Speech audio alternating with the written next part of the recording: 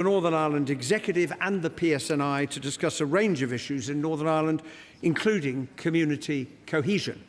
However, given the recent serious disorder, there is a problem here that needs to be tackled. Thank you, Mr. Speaker. The scenes we witnessed in Belfast last month were truly horrific, and the knife attack was an abhorrent act, and I pay tribute to the courage of those who intervened to help. But, Mr. Speaker, what followed in the days afterwards was equally disturbing. Innocent people were targeted because of the colour of their skin, families were literally burnt out of their homes, and businesses were attacked. So does the Secretary of State agree with me that overt racism and violence has no place on the streets of Belfast or anywhere in our society, and that those in positions of authority and influence should stop inflaming tensions and legitimising racism and prejudice? Well, I do agree with my honourable friend. The attack on Mr Ogilvie was truly shocking, but there was no justification whatsoever for the racist thuggery that we witnessed on the streets of Belfast in the days following. And I have to say to the House that meeting nurses and doctors from a hospital in Belfast, nurses who described to me that some of them, because of the colour of their skin, were too afraid to leave the hospital at the end of their shift, and others discussed, well, should I leave in the back of a colleague's car covered in a coat or in the boot because we're afraid of the thugs who have taken control of the streets? That should give us all cause for deep concern that it happened on the streets of our United Kingdom in 2026. Thank you, Mr. Speaker. Can I thank the Secretary of State for that answer? But can I ask, what assessment has he made of the level of online coordination that we saw in the recent unrest in Belfast? And what discussions has he had with the Police Service of Northern Ireland and other security partners in terms of addressing this issue? Well, I say to my honourable friend that was, of course, an awful feature of what we saw. One of the things I learnt in my discussions was that those from the far right had taken a list of houses in multiple occupation in Belfast that was properly available on the Belfast City Council website. In the interest of openness, they've now taken it down and used that to try and target houses while this racist violence was taking place. There is a clear obligation on the social media companies set out in the Online Safety Act. There is an obligation on Ofcom to enforce that act, because there is no doubt that part of the violence was fuelled by that kind of online hatred. Dr. Andrew Morrison. Thank you, Mr. Speaker. The Secretary of State is plainly taking this very seriously, which is very much to his credit. Now, in the discussions that he and his ministers have reported to have had with the party leaders in Northern Ireland, can he say what points of agreement and dissent there were, and what actions the government, the UK government, undertook to advance in order to try to reduce the possibility of these dreadful scenes that, for many of us who lived through it, are reminiscent of the 1970s in Belfast, do not happen again? Well, the honourable gentleman raises a really important point, and I'm grateful to him for his question. The fact is, we all have a responsibility, political leaders, for calling out what was witnessed for what it is, and not to mince our words. For social media companies, I've already indicated, to make sure that such material, if it is illegal, is not available on social media sites. I pay tribute to the police, the community organisations. They did an extraordinary job on the 9th of the 10th to find shelter for people who had been burned out of their homes. There's also a responsibility on parents, because if your son comes back at 11 o'clock at night wearing dark clothing, smelling of smoke, a parent might ask, where have you been and what have you been doing? Community cohesion is very important, both racially and politically.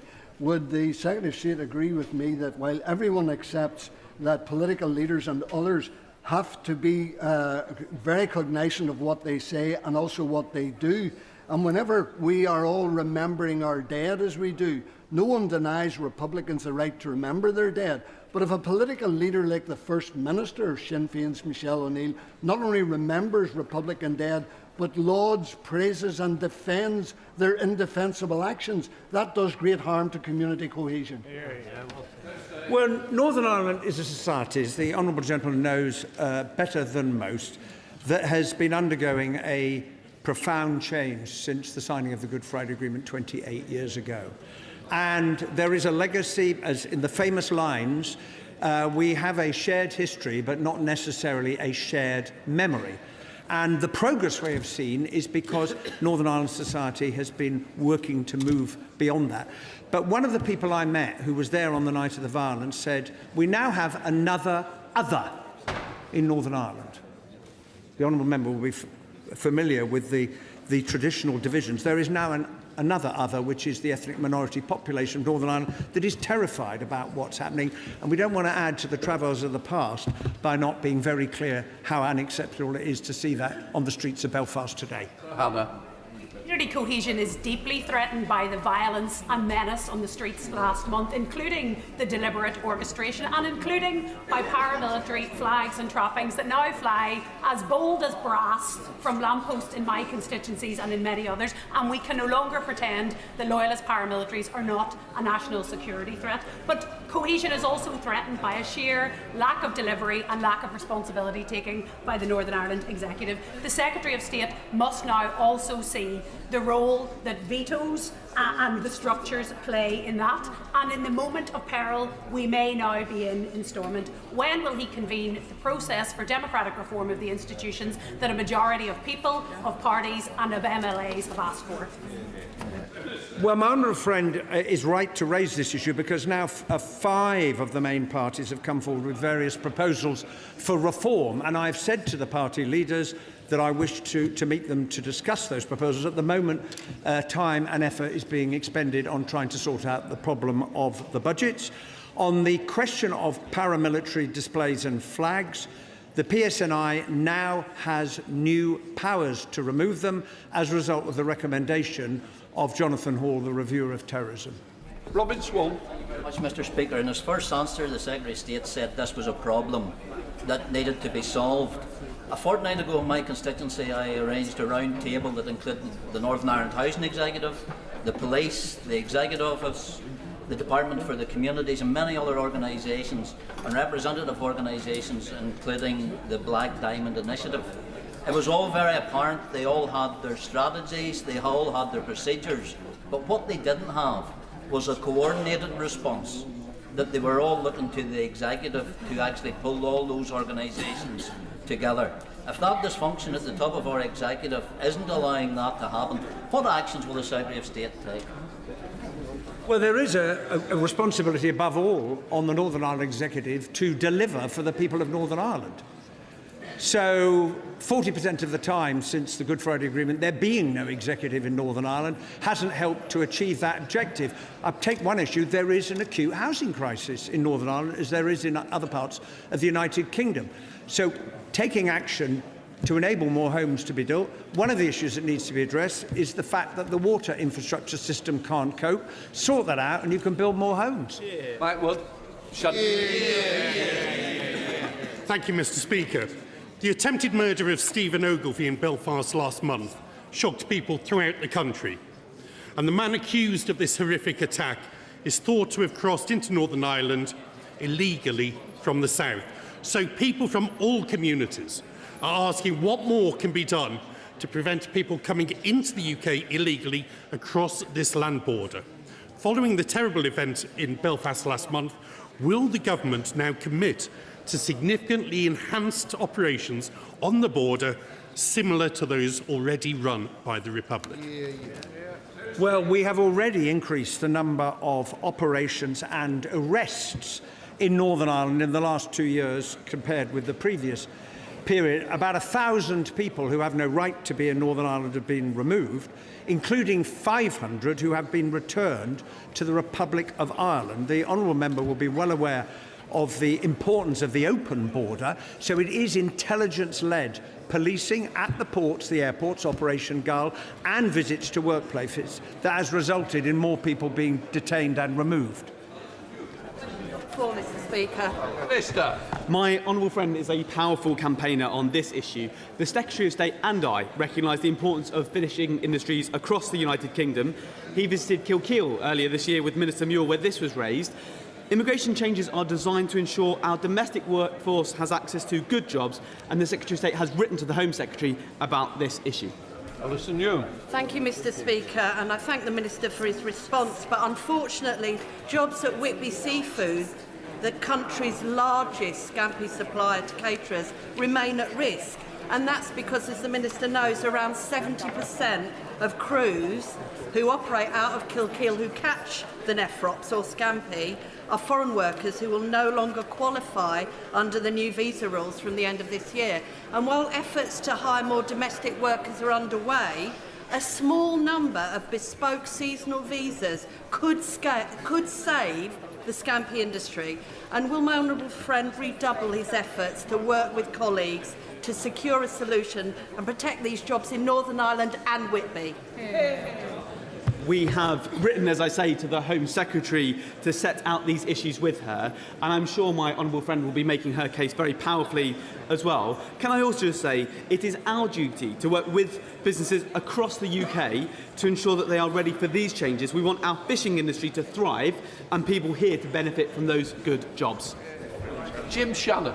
Mr. Speaker, can I thank the Minister very much for his answer.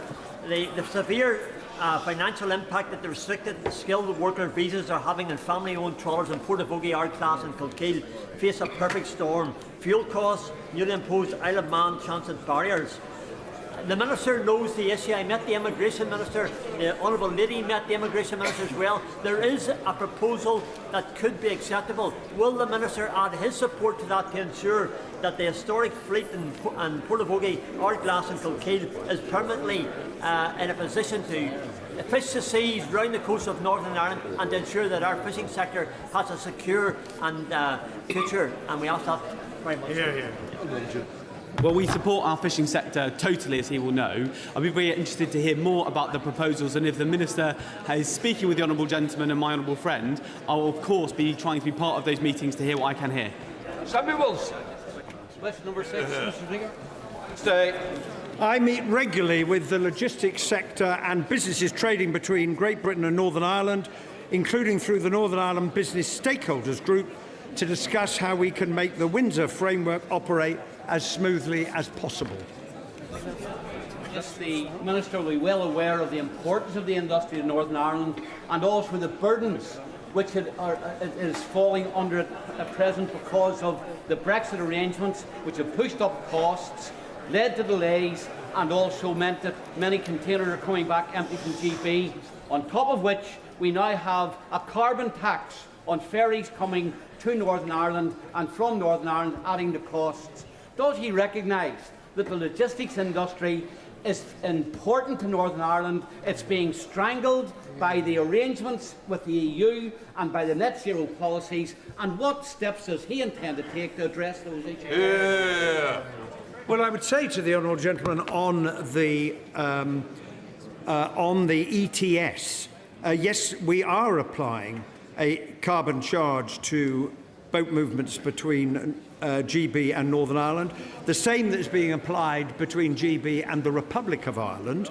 But the reason for that is to ensure that the carbon border adjustment mechanism does not hit businesses in Northern Ireland, which he would be very cross about if that were to be the case. I would simply say to him, if things are as bad as he describes, why is Northern Ireland one of the fastest growing parts of the United Kingdom economy? Question 7, please, Mr. Speaker. Secretary. With permission, Mr. Speaker, I will answer questions 7 and 11 together. I meet the leaders of the main Northern Ireland political parties on Thursday, the 11th of June, to discuss the terrible disorder. The attack on Mr. Ogilvie was truly shocking, but the racist violence we saw in response had no justification whatsoever. Ready. Thank you, Mr. Speaker.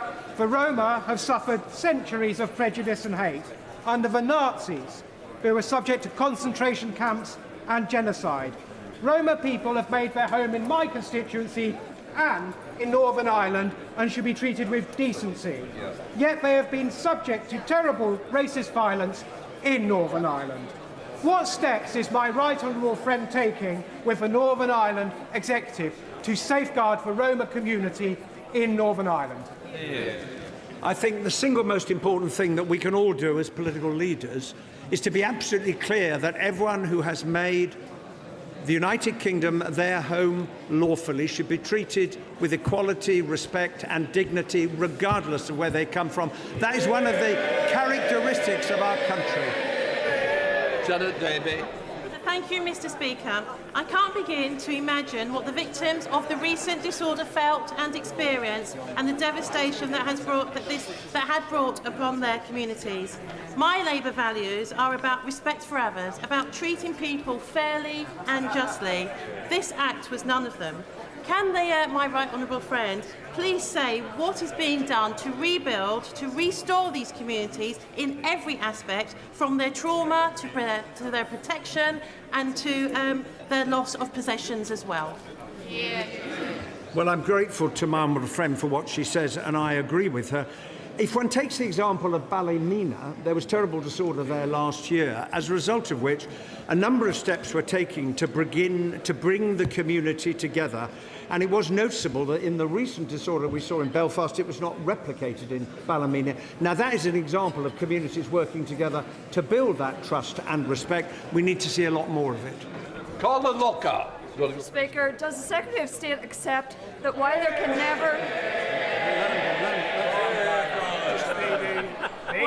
never be any excuse for criminal disorder, there is equally no excuse for a border policy that leaves Northern Ireland exposed? How many more incidents will it take before he and this government actually deal with the open border with the Republic of Ireland, which is being exploited daily? And when will this government put in place measures to protect our citizens from illegal immigrants? The honourable lady, I hope, will recognise that the common travel area, which is more than a century old, is of great benefit to the citizens of the United Kingdom and the Republic of Ireland. Many people in Northern Ireland live their lives across that border every single day. And anyone who would suggest, and I know that she isn't, that somehow there should be immigration controls on that border is not being realistic, and it would not be the appropriate action to take. What we are doing, as I indicated in answer to an earlier question, is increasing immigration enforcement activity across the United Kingdom, including in Northern Ireland, as a result of which 1,000 people have been removed in the 2 years since the election, including 500 returned to the Republic of Ireland. Thank you, Mr. Speaker. Will the Secretary of State join me in commending the officers of the PSNI who have responded to recent disorder with professionalism and integrity? Does he agree with me that they deserve the very best support, including a modern, high-quality training facility? And can he give this House an update when that is going to be funded? Well, I join the honourable gentleman in his thanks and praise to the brave officers of the PSNI. My honourable friend and I visited the police officers at Strandtown Police who dealt with the disorder when the bus was set on fire on the 10th of June, and over 40 of them were injured, and we wish them a speedy recovery. I know that the honourable member is a doughty advocate for the new training centre, and I look forward to discussing the matter further with him. Happy birthday to the Leader of the House. We now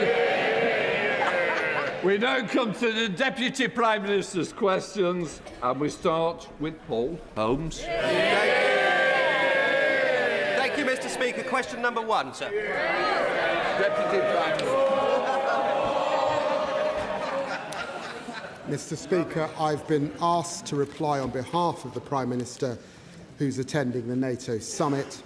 Working with our allies, we're strengthening Europe's role in the alliance that remains the cornerstone of our national security. Yesterday, the Prime Minister met with the Prime Minister of Norway, and I'm sure this House will join me in wishing good luck to the England team ahead of the World Cup quarter-finals. Mr.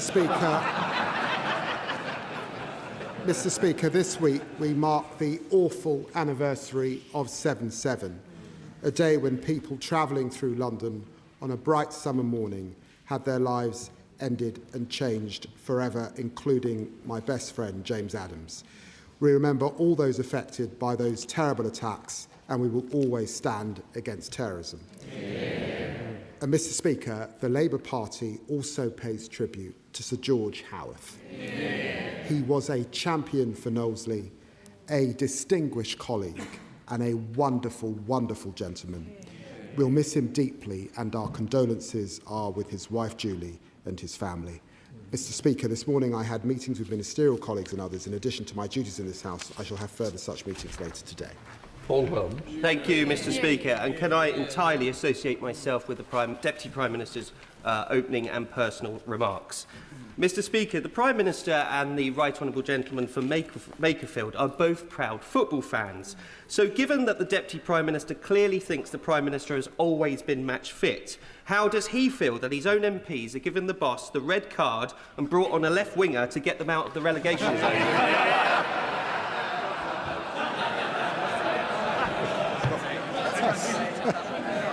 That's not bad for someone who represents the Premier League side. But 2 years since the election, the honourable member still needs to engage with the facts of the Tories' failed period in government. As his colleagues now accept this, the former Treasury Minister, the former Community Secretary, the former Health Minister, the former Immigration Minister, and that's just the member for Newark. He wrecked the country, helped wreck the Tory party, and now wants to do it all over again with reform. Jeff Smith. Thank you, Mr. Speaker. In 3 weeks' time, Greater Manchester residents will have the chance to vote for Labour's brilliant candidate, Bev Craig, to be I've worked with Bev for many years, so I know her strong record as a leader and what an outstanding mayor she'll be. Will the Deputy Prime Minister join me in welcoming Bev's pledge to extend free travel on public transport to all 11 to 18-year-olds? So to all our young people in Greater Manchester can have the independence to travel to the work, education and leisure opportunities they deserve. Well, I agree with my honourable friend. Bev Craig will be a brilliant mayor for Greater Manchester. I'm proud that Labour is putting power over bus services back in the hands of local leaders. This government has extended franchising powers, capped fares, invested to deliver better services, and we're ensuring children can enjoy free bus travel this summer. I'm sure colleagues will want to get behind Bev in Greater Manchester so that we can defeat Reform's divisive candidate and drive the agenda forward under a new mayor. Shadow Secretary of State, Sir James Cleverly. Thank you, Mr. Speaker.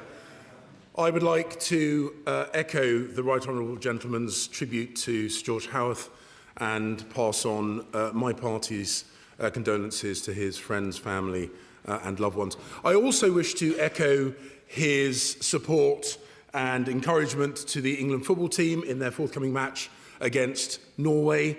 And of course, I will echo his words about those people murdered on 7/7, their friends, their families, but also pay tribute to the emergency services that did so much on that day. Will he apologise to the victims of the rapists, sexual predators and paedophiles that he is planning to release early? Well, Mr. Speaker, I'm delighted to welcome the Shadow Housing Secretary to the dispatch box. He, of course, could have been doing this job every week if he were better with numbers. He's the Foreign Secretary. He was the Foreign Secretary in government that botched Brexit, the Home Secretary in a government that decimated neighbourhood policing, and one of the shortest-serving education secretaries in our history. Now, he asks about a very serious issue, and every decision we have taken has been based on public safety and delivering justice for victims. Let's talk about the context. The last Labour government built 28,000 prison places. We're building 14,000 by 2031. We've already delivered 3,200. Under the Tories, they closed 23 prisons. 23. Gloucester closed. Shrewsbury closed. Portsmouth closed. Holloway closed. Northallerton closed. And what are they now? A block of flats. That's why we have to have an early release scheme. That's why we passed the Sentencing Act. And we're putting community powers locally to make sure that we protect the public. Sir James Cleverly. Mr. Speaker, he makes a joke about the use of figures. Let me give him a figure.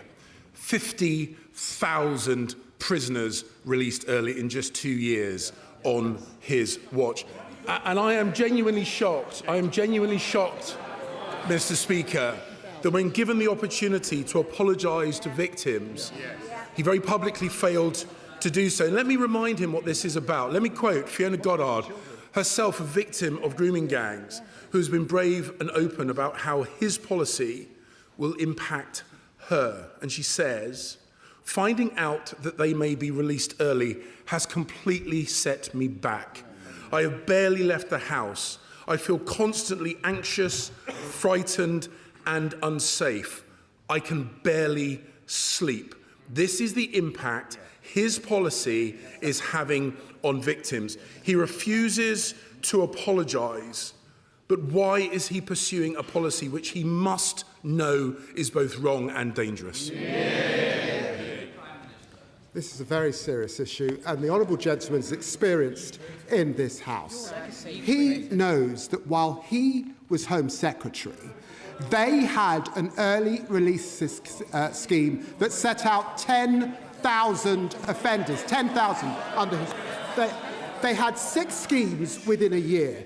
They had a scheme that they announced on the 6th of June 2023, another scheme on the 17th of October 2023, another scheme on the 8th of March 2024, another in April, another in May, another in June, all before the election. And that's why Rishi Sunak, it's rumoured, called the election in the first place. They left a system with just 83 empty cells. That's what the Justice Secretary previous to me inherited when she came into office. That's why we had to pass the sentencing scheme. He hasn't said what they would do now to fix the system. Of course we think of every victim. And that's why we're notifying victims in discussion with all victims. I sat last week in my surgery with a victim of grooming gangs. All of us want to see offenders locked up. That's why we've got to have prison capacity. Sir James Cleverly. Mr. Speaker, he talks about 10,000 early release over 14 years of Conservative government. They have released 50,000 in 2 years. And he knows it's wrong. He is a good man. He must know that it is wrong to release 5,000 serious criminals, including rapists, including paedophiles. And not only does he know it's wrong, but his party knows it's wrong. 400 Labour MPs and not one voted to support the government's policy in the vote last night. They know it's wrong. The country knows it's wrong, but he insists on pursuing it anyway. So if he will not change course, will he at least make this guarantee that not one rapist or paedophile will be released early later on this year? He hasn't proposed what they would do if they were in office. They released 10,000 with 4 different schemes, no impact assessment when they released them, no victim contact when they released them, no warning. They did it on the sly. And let us be clear, yes, we've got more probation officers. They, of course, cut probation, decimated it because of Chris Grayling. We've invested £700 million in probation. We're rolling out the largest programme of tagging in our history. We're forcing offenders to stay boxed in certain areas rather than where victims are. We're creating alcohol, pub, football and driving bans. We're implementing income reduction orders, and we're expanding chemical castration for sex offenders. None of it happened when they were in power. Sir James Cleverly. Mr. Speaker, he will look back on this exchange, and I think he will be shocked by how this is coming across. No apology to the victims, no guarantee that paedophiles and rapists will not be released early. We all know that releasing dangerous criminals on purpose is the wrong thing. But not content with doing that, he is hell-bent on releasing dangerous criminals by accident. Yep. Last year, in response to the questions of my right honourable friend, the member for South Suffolk, he claimed that under Labour he had got a grip of accidental releases. Yet we now know there have been more accidental releases in the last 2 years than in the entirety of the last Parliament. So I give him another chance. Will he apologise to the country for his abject failure at keeping prisoners in prison where they belong? I've got to say, this is rich coming from the honourable gentleman. They had 14 long years in power. They wrecked neighbourhood policing. He was Home Secretary. Prisons were at bursting point. That's why they called the general election. And they let out offenders in secret. And that is why we have the Sentencing Act that passed through this House and the House of Lords. What we're doing is we are getting thousands more bobbies on the beat. We're toughening up probation. They've decimated it. And we have to have the space to knock up dangerous criminals. That's why we passed the sentencing bill. Sir James Cleverly. Mr. Speaker, it's the dangerous criminals that he is letting out early. So he refuses to apologise to victims, he refuses to guarantee that sexual offenders and rapists will not be released early. Another thing that the country and indeed this House knows instinctively is wrong is his personal crusade to scrap trial by jury. We know that it will not clear the backlog. We know that it undermines fundamental British freedoms, and we know the legal profession is united against it. So will he now admit that it is wrong, and will he commit to reverse his proposals to scrap trial by jury? Well, let's be clear, Mr. Speaker. There is no proposal before this House to scrap trial by jury. The honourable member needs to do better and get on the detail. There is a threshold change. There is a threshold change. Margaret Thatcher made a change to jury trials. David Cameron made a change to jury trials. The vast majority of criminal cases in this country are dealt with by magistrates, again, which they cut. We're restoring the magistrate, and they can do more. We're investing in our courts. They ran our courts down. We're modernising our courts. We're introducing digital ID, and we need reform. Sir James Cleverly.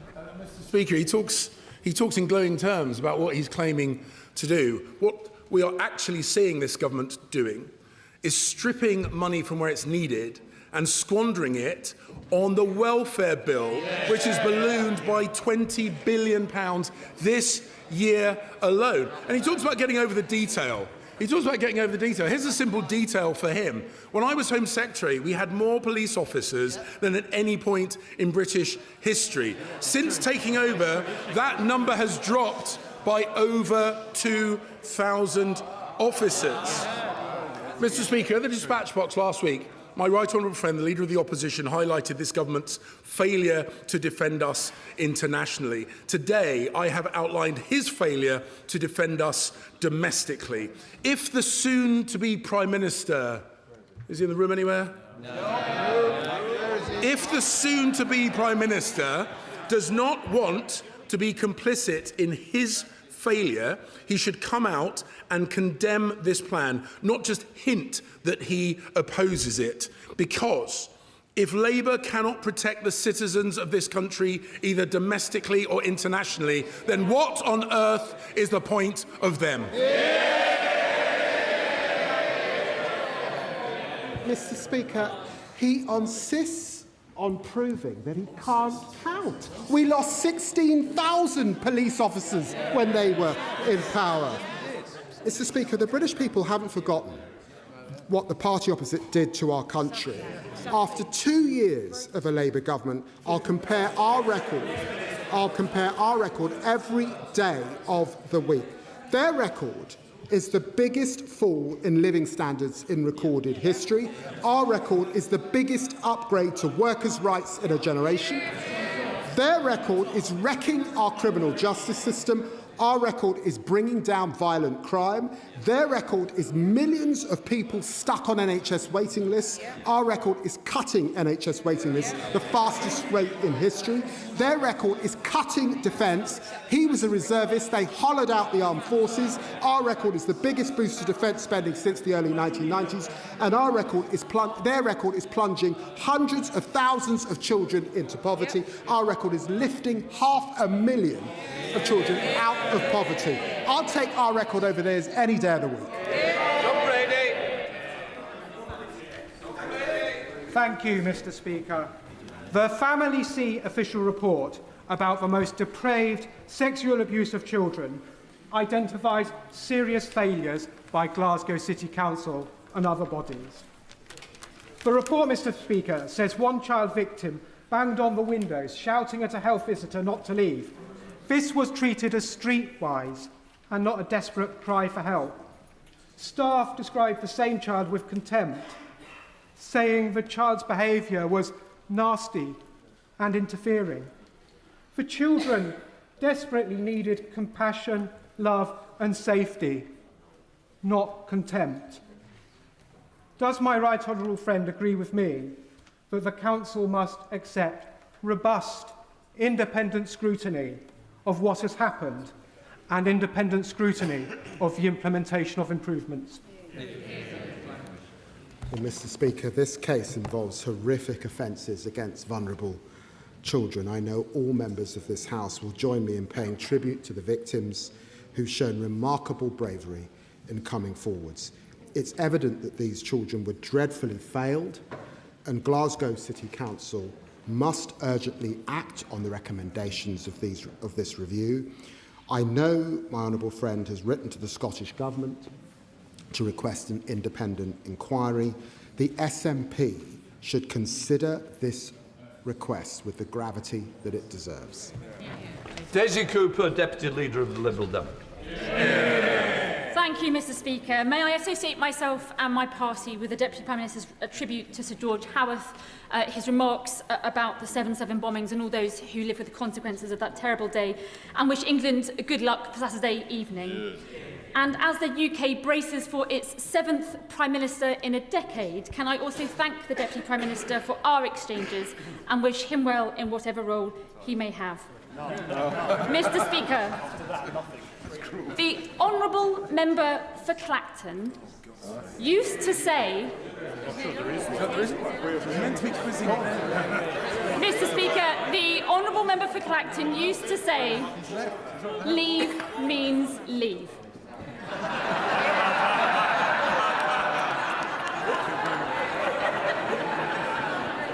But it seems his latest stunt is to leave this place just so that he can return as a fully fledged member after not just one referendum on his behaviour, Mr. Speaker, but possibly 2.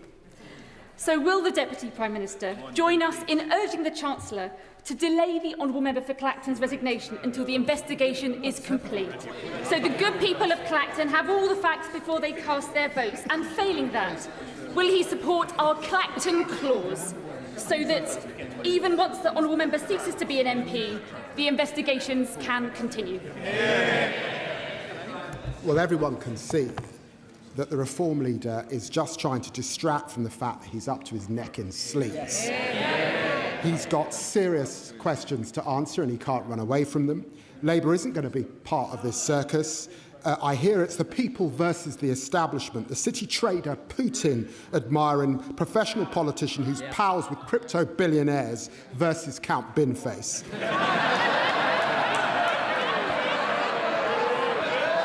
There have been unqualified joke candidates in the past. Let's see what the people of Clacton decide.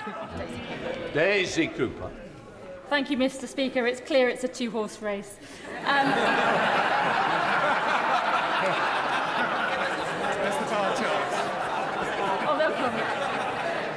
Mr. Speaker, on a more serious and very sombre note. On a sombre note, Mr. Speaker, on a sombre note, MI5 has defended in court an agent that they knew to be openly misogynistic, obsessed with violence, and who used his position to coercively control his girlfriend Beth and attack her with a machete. To add insult to injury, MI5 also gave false evidence to the court. So will the Deputy Prime Minister use this opportunity to offer Beth a full apology on behalf of the government? And will he use his position to bring back a full Hillsborough bill next week which covers the security services so that we can pass the law before the summer recess? Well, she raises a very serious issue, of course, and I will arrange for Beth to meet with the Security Minister to discuss this in detail. She also raises the Hillsborough bill, and I'm confident that this will be before the House in the coming days. Emily Darling. Thank you, Mr. Speaker. The Deputy Prime Minister and most of us across this House have been victims of AI-generated fake news, aka deepfakes. These mislead the public and they disrupt our democracy. BBC News coverage and coverage from other news channels is also being AI manipulated to tell untruths. Will he, alongside MPs from across this House, support the amendments I've tabled to the Representation of Peoples Act, which would force anything that is AI created to be labelled as such and stop the production of deepfakes of ourselves and colleagues, and stop the UK from these destructive tactics used by foreign states and others who wish to see our democracy made weaker? Well, I'm very grateful to my honourable friend. She's right that our protections must keep pace with evolving threats, including deepfakes. I know she's been in close discussions with ministers on this issue, and we will look at her amendment closely. We're absolutely focused on protecting our democracy against foreign interference. Dr. Ellie Chant. Thank you, Mr. Speaker. Our politics needs fixing fast. The broken, outdated first-past-the-post system has clearly failed to deliver stable government. We urgently need to rebuild trust in our democracy and ensure that everybody's vote counts equally. So does the Deputy Prime Minister agree with the Right Honourable Member for Makerfield that proportional representation is an idea whose time has come? And does he agree with me and members across this House that time is now, before the next general election? Well, I'm very pleased that she raises the issue of votes and democracies. But I've got to say this to the Greens. During the local elections, a Green councillor in Lewisham described me and the Shadow Foreign Secretary as coconuts. Her party looked the other way, kept her candidate in post, and have rewarded that candidate with a council job. I'm not making this up, the Cabinet Member for Healing.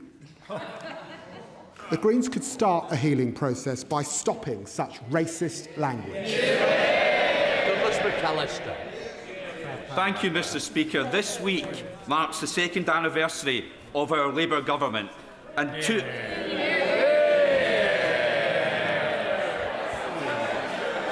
years on, my Western Bartonshire constituents now enjoy greater rights at work. Thousands of workers are now better off thanks to increases in national minimum wage. Thousands of children lifted out of poverty. Tens of millions of pounds in Pride in Place funding to communities previously left behind. Shipbuilding on the Clyde secured with the Norwegian naval deal. Billions of pounds investment in Fast Lane. As well as a new youth hub set to open next month. I think even the once it's sitting down, it's not me. I think the Deputy Prime Minister could even answer that because he wants to answer. Well, can I commend my honourable friend for the difference that he's made, including his hard work to bring Pride of Place funding to his constituency. He lists an amazing record in 2 years, and we've got 3 more to go, Mr. Speaker. James Murdoch. Thank you, Mr. Speaker. Understandably, over the past week, rules and regulations have come under sharp focus. But even more important than the rules and regulation is the law. And on that topic, I believe there are a number of things where everyone in the House can agree and everyone in the House can feel proud.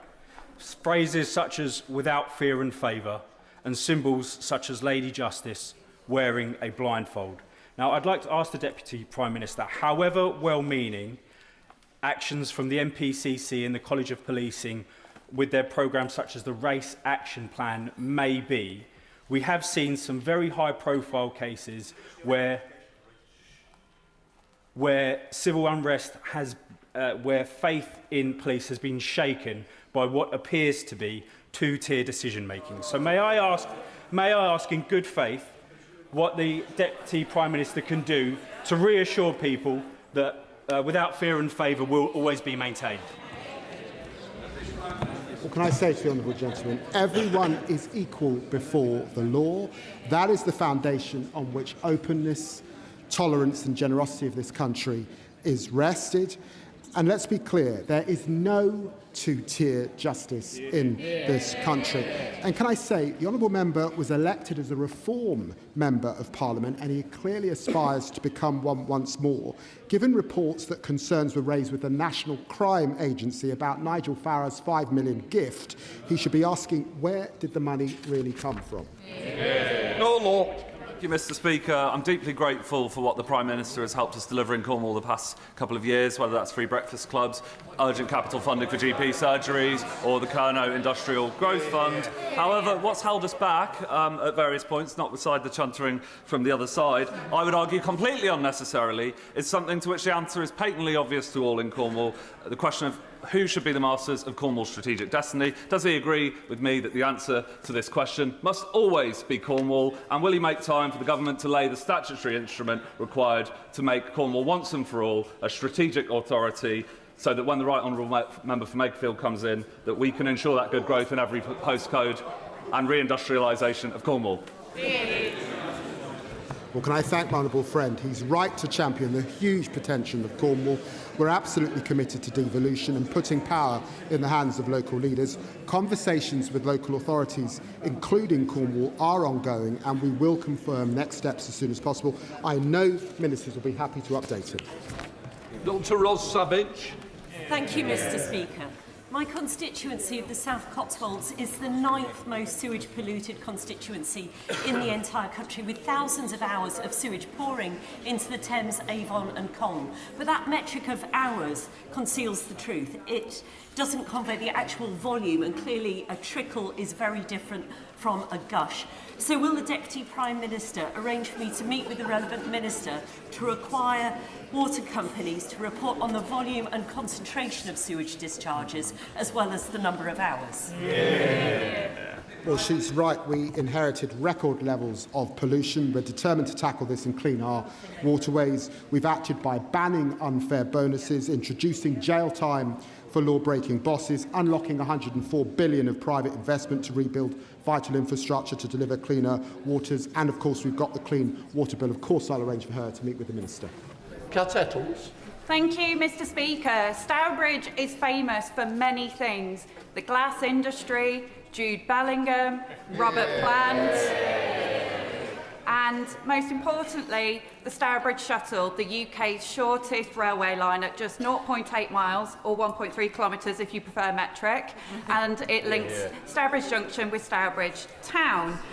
Despite its small size, it achieves an impressive 99.6% reliability compared to the West Midlands average of 64.4%. And one of my highlights as an MP was unveiling a shuttle car named after local legend George the Stourbridge Station Cat, whose global social media following made him a beloved fixture at the junction. And today marks the start of Shuttle Shorts, a short film festival celebrating the journey. The shuttle shows how community railway can improve local mobility. Does he agree that the pre-metro ambition to introduce a VLR service between Stourbridge and Brierley Hill is a valuable opportunity for GBR, and local businesses should be supported to do this? First, Mr. Speaker, I'd like to make a statement about the future. It is coming home. And can I thank my honourable friend? I absolutely echo her sentiments on Jude Bellingham. He's not only making Stourbridge proud, but he's a source of pride for the whole nation. Great British Railways is in the biggest overhaul we're seeing of our railways in a generation. We'll work with all partners, including local authorities and local business, to drive investment, support economic growth and deliver better service for her constituents. Morgan. Thank you very much, Mr Speaker. Constituents in the west side of North Shropshire were delighted when RIS 3 was announced, because as part of the National Safety Programme, a roundabout at the desperately dangerous Hlunkers Crossroads became a step closer. But with the announcement that the Defence Investment Programme will be funded by cuts to transport programmes, can the Deputy Prime Minister reassure my constituents that the National Safety Programme won't be cut? And can he consider using the Liberal Democrat idea of defence bonds to fund the Defence Investment Plan so that critical security projects like transport are not put at risk through the programme? We are raising defence spending to keep this country safe in an increasingly volatile world. That does require tough decisions, and the Department of Transport will set out £700 million worth of savings for roads funding, but we will consult on the next road investment strategy and set our decisions in due course. I can reassure the Honourable Lady that safety of passengers would always come first. Pam Cox. Thank you, Mr Speaker. Ruth Ellis was the last woman to be executed in this country. Her case serves as a haunting reminder of a time when our justice system ignored the realities of domestic abuse and coercive control. In the decades since, members of Ruth's family and supporters have campaigned unwaveringly for her to receive a posthumous pardon. Will the Deputy Prime Minister agree with me that their courageous campaign and the terrible lessons of Ruth's case must strengthen the government's resolve to free women from devastating cycles of abuse? Well, I'm very grateful to my honourable friend. I have the honour to say that His Majesty the King has accepted our advice to grant Ruth Ellis a conditional pardon, the last woman to be hanged in the United Kingdom. While the pardon does not claim she was innocent of killing David Blakely, it replaces the death penalty with a sentence of life imprisonment to recognise a profound injustice in this exceptional case. I know her grandchildren, Laura Enston, Stephen Beard, are in the gallery with us today. We hope this brings a measure of peace to Ruth Ellis' family, who have carried the weight of what happened to her for over 70 years. Gregory Camp. Thank you, Mr Speaker. Government have said that higher taxes are needed to fund rising welfare spending. In Northern Ireland, my party's Communities Minister is taking action to reduce welfare fraud and error. Previous discussions were held between Treasury and the Department that would have allowed Northern Ireland departments to retain a share of any savings to invest directly in public services, but those proposals were blocked by Sinn Féin. Would the Deputy Prime Minister ensure that the incoming Prime Minister will look at that approach again so that we can tackle benefit fraud, protect taxpayers' money, as well as delivering real benefits for communities across all of Northern Ireland? Well, I know that my honourable friend, the Minister for Northern Ireland, is discussing the budget at this very time, but tackling fraud and error in the welfare system is a priority for this government. That's why we passed the Fraud, Error and Recovery Act, giving the DWP more powers to stop fraud in its tracks, recover money lost and prevent overpayments. Murphy. Thank you, Mr Speaker. Yesterday I was proud to host a number of Basingstoke's Nepalese community here in Parliament, including a number of Gurkha veterans. One of the issues we discussed was that of Gurkha pensions, and I pay tribute to the work of my honourable friend for Aldershot for all of her work on this issue. I've been proud to work alongside her. Does the Deputy Prime Minister agree that it is time to resolve the long-standing issue of Gurkha pensions, recognising the service and sacrifice of Gurkha veterans to our country? Well, I'm very grateful to my honourable friend. We owe a profound debt of gratitude to the Gurkhas who have served this country courageously. We're listening to the needs of the community, and we're already improving access to healthcare and community support. Ministers have met with veterans in the government of Nepal for constructive discussions on pensions. Those will continue, and I'd be happy to ensure that my honourable friend is kept updated. Rebecca Paul. Thank you, Mr. Speaker. Coughlin's Bakery, which was founded in 1937, has announced the closure of all of its stores, 5 of which are in my Reigate constituency. The reasons given by Sean Coughlin include recent employer national insurance and business rate hikes. This much-loved family business that has survived a world war and multiple recessions hasn't been able to survive this Labour government. So I ask the Deputy Prime Minister, how many businesses need to go under before this government learns that it can't tax its way to growth? We're backing business with the lowest corporation tax in the G7. We've delivered the small business plan with the largest crackdown on late payments in 25 years. We're bringing down costs of business through 5 major trade deals. We've secured $365 billion in private investments since the election, and unemployment down over 400,000 more people in work than this time last year. Final question for Session Lammy. Thank you, Mr. Speaker. Last month, I had the opportunity to host the South Bank Centre in my constituency, one of the many that I'm proud to have across Vauxhall and Campbell Green, for their 75th anniversary. The House may know that the South Bank Centre was built as part of the Festival of Britain 1951, which successfully saw people come together to share the identity after the ruins of the World War II. 75 years on, Mr. Speaker, sadly, the world is a more divided place. Recently, we've seen 2 far-right marches, including one go through my constituency, leaving many members feeling afraid. But, Mr. Speaker, there is hope, as we see with the World Cup bringing people together, showing the power of culture and sport. So does the Deputy Prime Minister agree with me? Now's the moment to continue to invest in the things that bring us together, just as the government did in 1951. Well, can I thank my honourable friend for the tireless work that she does in this area. She's absolutely right. We must stand united against those who seek to divide us. Our Social Cohesion Action Plan sets out how we will tackle extremism, bring communities together and restore national pride, and we're providing local communities with up to £1.7 million to insulate them against the threats to social cohesion. Right, that completes Deputy Prime Minister's questions. Let the front bench change over.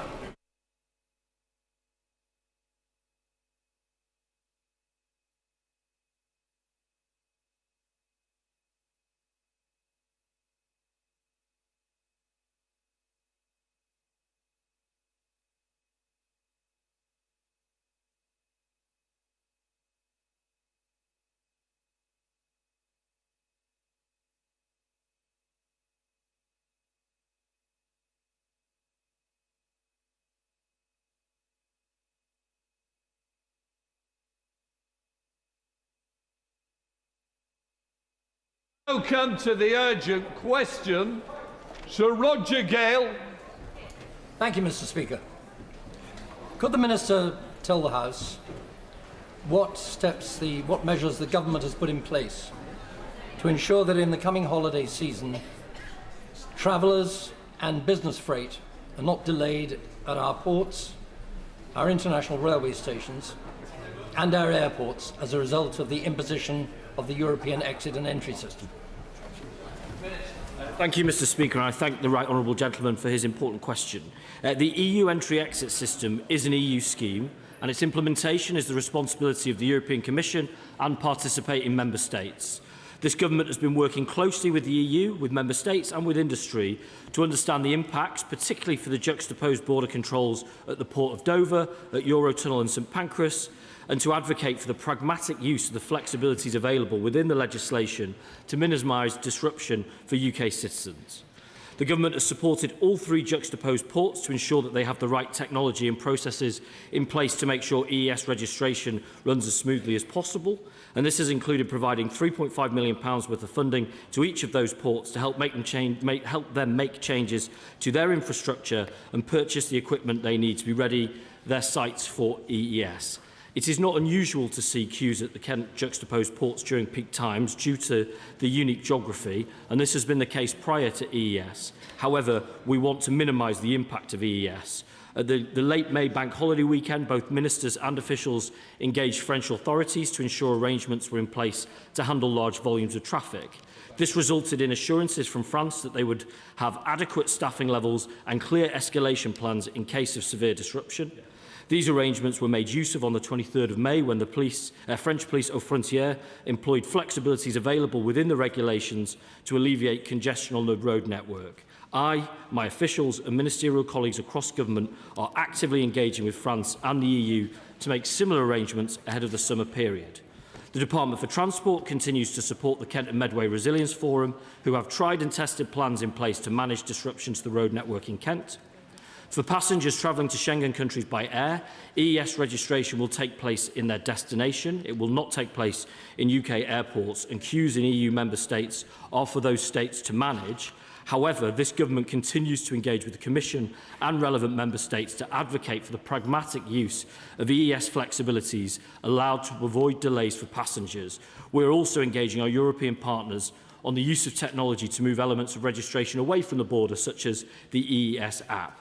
And we continue to encourage travellers to check with their travel operator before departing so they know when to arrive and any possible impacts on their journey. Sir Roger Gay.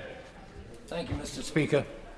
As the Minister has indicated, over the spring bank holiday, there was chaos at Dover and at St Pancras and at the Channel Tunnel because of the failure of the EES.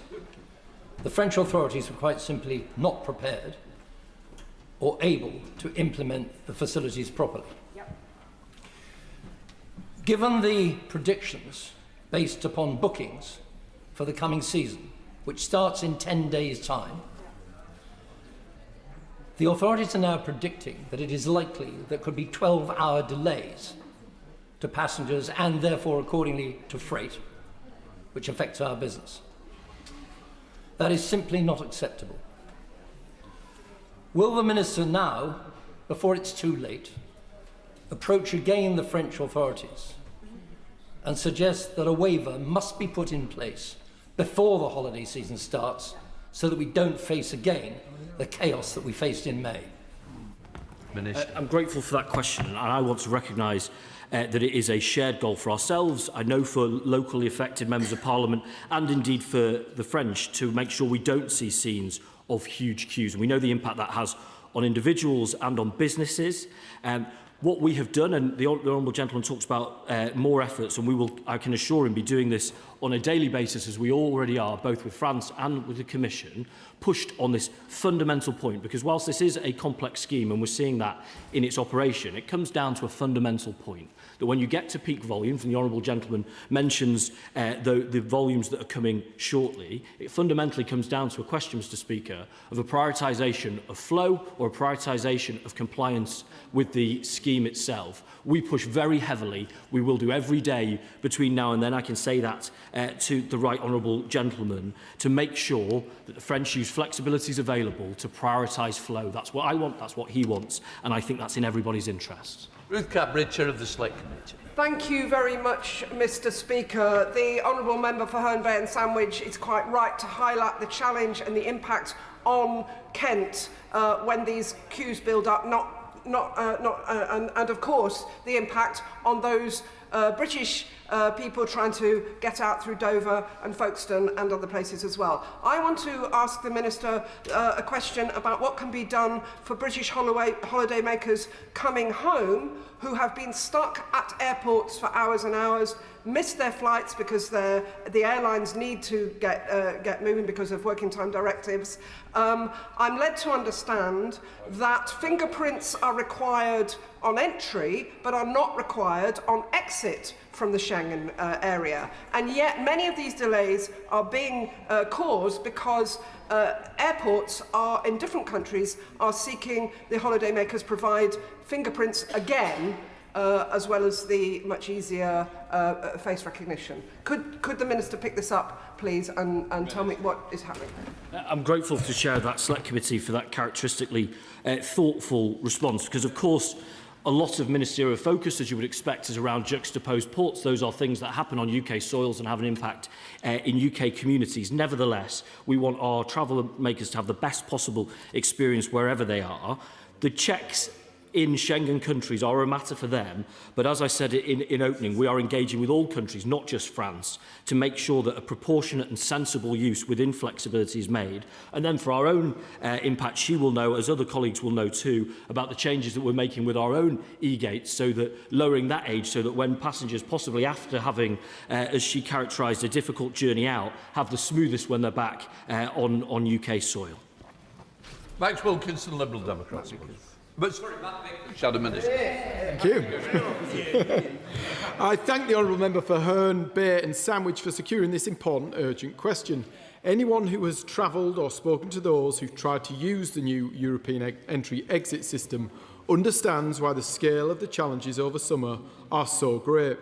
Despite all those problems, it has now been reported that a separate new online system to pre-authorise entry to the EU will be delayed until next year. This is a pitiful response, indicative of the problems facing so many UK travellers. There is nowhere near the urgency needed to address the problems facing the EES as we enter the summer holidays. As the President of Airports Council International Europe recently expressed, politicians should stop pretending that the EES is working just fine. It is not. This delusional attitude among EU colleagues is not acceptable. With the EU telling representatives of the travel industry that a full suspension of the system is not needed and not possible, the government must stand behind the interests of British travellers. For instance, there appears to be a ridiculous situation in which a facility built in Dover cannot be activated until the technology for the kiosks, which is the responsibility of the French authorities, is working. My honourable friend, the Chair of the Home Affairs Select Committee, is right. It is time to apply maximum pressure before chaos arrives at the border at Dover. I hope the Minister can detail what conversations they've had, what pressure they will apply. Have they asked for a temporary suspension, relaxation or phased use of EES checks at periods of exceptional congestion? And given the increased traffic, what have the government done to strengthen plans in case queues spill out of Dover or Folkestone? It is in all our interest to ensure people can get through border checks quickly, so it's time to ensure that that happens. Minister. I'm grateful to the Shadow Minister for his questions there. I share his point, and he heard me say in opening about the importance and the impact that pre-authorisation can have. We want that to become the norm. We are, as I said, engaging with member states to encourage them to take that use of the EES app up. He asked about intent in our colleagues in the European Union, whether in the Commission or in member states. I have to say I don't detect a lack of intent. They are very keen to engage with us. We engage with them very frequently indeed. They want this system to work. It's very important that it does. And it is worth saying, Mr. Speaker, it is a good thing that our neighbour wants really good security arrangements. We benefit from that too.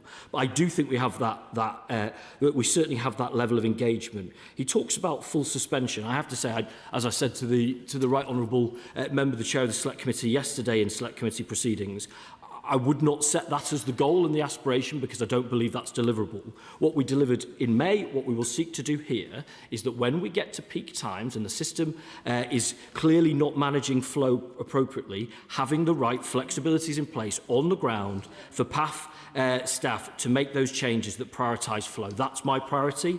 He talks about the facility. Well, I would gently say it isn't going to be able to be used until the technology that it's used and based on works. Of course it's not. We want that to be the case as soon as possible. That is not a business for us. We have made the money available so that the infrastructure is there. It is there. We have delivered on that element, but the technology is still clearly taking time to stand up. He talks about pressure. Well, the engagement we have is at all levels of government. Yes, in the Home Office, and the Home Secretary is engaged with her counterpart and with the Commission, as has DFT colleagues, DFT Secretary of State, as has the Minister for the Cabinet Office. We are raising these on a daily basis. And then on the point on contingencies, I would take this opportunity, Mr. Speaker, to say what a good job that the Kent and Medway Resilience Forum have done on this. I am a big Resilience Forum enthusiast. Those are local people making direct local changes to improve their community when under pressure. There is Operation TAP, there is Operation Brock. Those arrangements are in place and we will work with them so they can make the best operational decisions they can along the way. Mr Speaker. With the Home Affairs Select Committee, I visited the Port of Dover last week to see these operations in action. Given this is an EU entry-exit system, it is just a fact that we must face that this is an inevitable consequence of Brexit, and we have to make it work. So the best solution to the challenges facing our constituents this summer is sustained engagement. Sorry about this. Can you both stop the little argument on the backbenches between you? Come on, Chris. Sorry. Thank you, Mr Speaker. The best solution to managing the challenges this summer is sustained engagement with the French, at leader level, at cabinet level, at ministerial level and working official level, so that the Police aux Frontières have the delegated responsibility to let flows through. Can the Minister tell us what discussions we'll be having at every level with the French using the better relationship we've struck, so that our constituents and British holidaymakers trying to get a holiday abroad this summer don't face the consequences of Brexit, which will be missed flights and long queues? Minister. Sustained engagement with the French is crucial. That is happening at all levels, be it ministerial, be it senior official, be it operationally, to ensure that prioritisation of flow. That is not something that has just started, nor is it something coming to its end. That is a constant position that we're in and have been in for many months, indeed, even before EES started its operations. That will continue. But I would gently say as well, it's not just the French, it's all EU member states, because at some point this summer, all of our constituents, well, many our constituents will end up in all different member states. I want them to have the best possible experience, so we're having those engagements too. Max Wilkinson, Liberal Democrat spokesperson. Thank you, Mr Speaker. It is now 10 years on from the Brexit referendum. And in the words of the Right Honourable Member for Newark, where are we? Where are we? We're here. We're stuck in queues at the EU border for hours at a time because he and his acolytes forced a damaging Brexit on this country. It is interesting to note, Mr Speaker, that the Conservatives have come to the Chamber today complaining about the consequences of the Brexit deal they negotiated. It is the member for Clacton's Brexit plan, implemented by the Conservatives and unresolved by this government, which has left British holidaymakers in this position. Indeed, Mr Speaker, this government is guilty not of just failing to plan, but of political and diplomatic failures which have let down holidaymakers. We are already seeing reports of queues of up to 5 hours. What a way to start our holidays. So what immediate steps is the Minister taking to mitigate disruption? Will he seek an immediate meeting with the European Commission so that contingency measures that can be put in place protect passengers as a matter of urgency? And will this government drop its red lines on Europe and commit to joining the single market and customs union? Not only, Mr Speaker, would this reverse the damage done by Brexit and get our economy back on track, but it would mean that we would not be so... Sir, you've gone way over your 1 minute. I think your border queue's just gone, Minister. Thank you, Mr Speaker. I mean, just to address this point on Brexit, we do have to be clear. For example, the Republic of Ireland, who are outside of Schengen, they have these challenges too. So the idea that reverting to previous arrangements would change this reality, actually, I think that's tricky. There's fundamentally a choice here. We have a real practical thing that will affect the honourable gentleman's community, many honourable and right honourable colleagues' communities, and lots of British holidaymakers. And we can choose to use our efforts and our leadership collectively to have conversations about the past, or we can work together to make sure those people have the best possible experience. That's what we're doing. That's why we're having the engagement with France and the Commission that we're having. That's the best approach, rather than just having global conversations about things that don't really go anywhere. Daniel Francis. Thank you, Mr Speaker. Now, I travel on the Channel Tunnel twice a year, and the Channel Tunnel knows that one member of my vehicle is a wheelchair user in case of evacuation. Now, what I would say is the information that comes from them, from the carrier themselves, is very poor. And my concern over the summer months ahead is how that continues. You will have to get out of your vehicle for the first registration check on the first occasion, and for some vulnerable users, that will cause huge disturbance for them on the journey.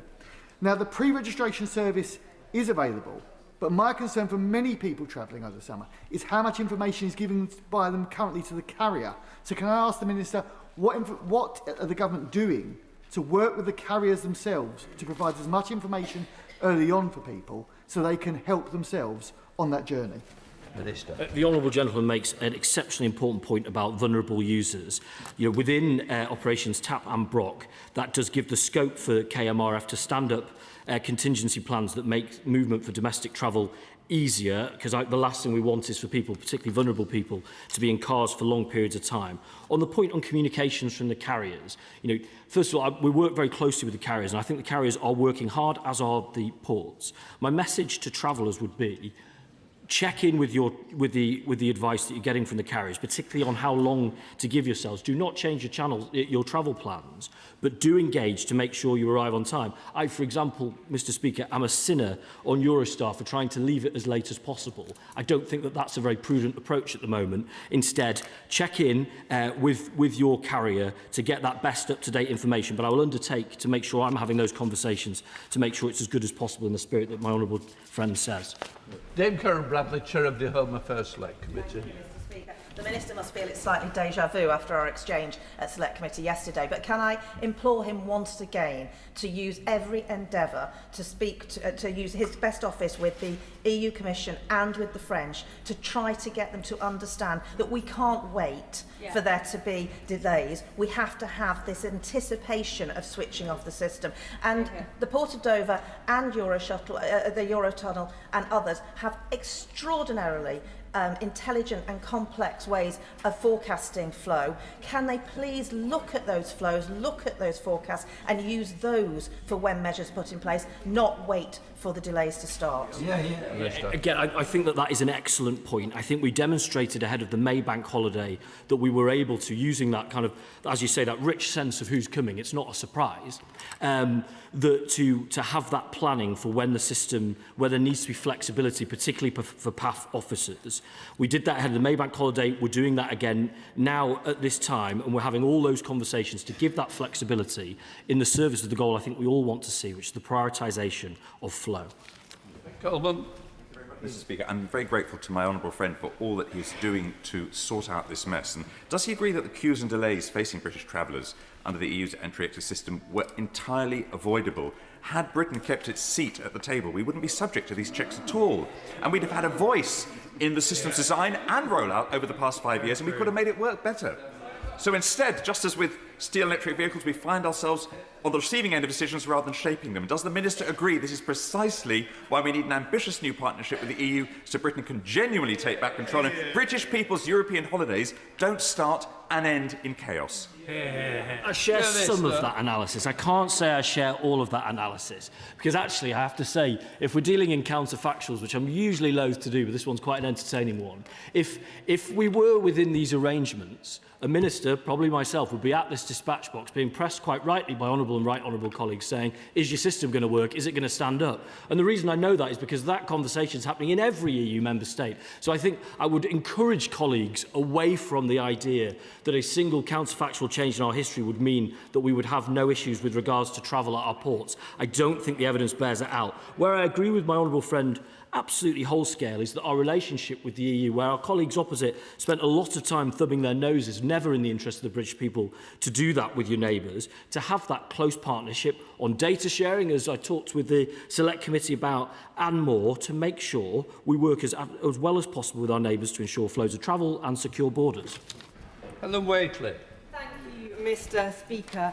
Every holiday period, Kent and my constituency of Faversham Mid-Kent is brought to a standstill, and it has become much worse with the introduction of the EU entry-exit system, despite the fact that our port and Eurotunnel has invested in the technology, but that is not working because I understand that the French have not managed to get it to work. I will say that I disagree with the Minister. When Operation Brock is on, that doesn't mean it's all fine. Operation Brock is terrible for my area, although I actually agree with him on the point he just made. This is not to do with Brexit. I hate to break it to the Liberal Democrats and others who've been trying to make this argument. This is nothing to do with Brexit. But this could be horrific.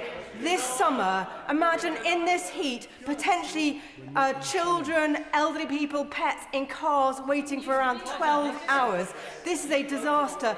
Can I implore the Minister to also involve the Prime Minister and most likely the MP for Makerfield, as this could happen under his watch, to get involved with the negotiation with the EU to, in advance, not wait and see, but in advance, suspend these checks so we can stop these queues happening? I thank the Honourable Lady for her contribution.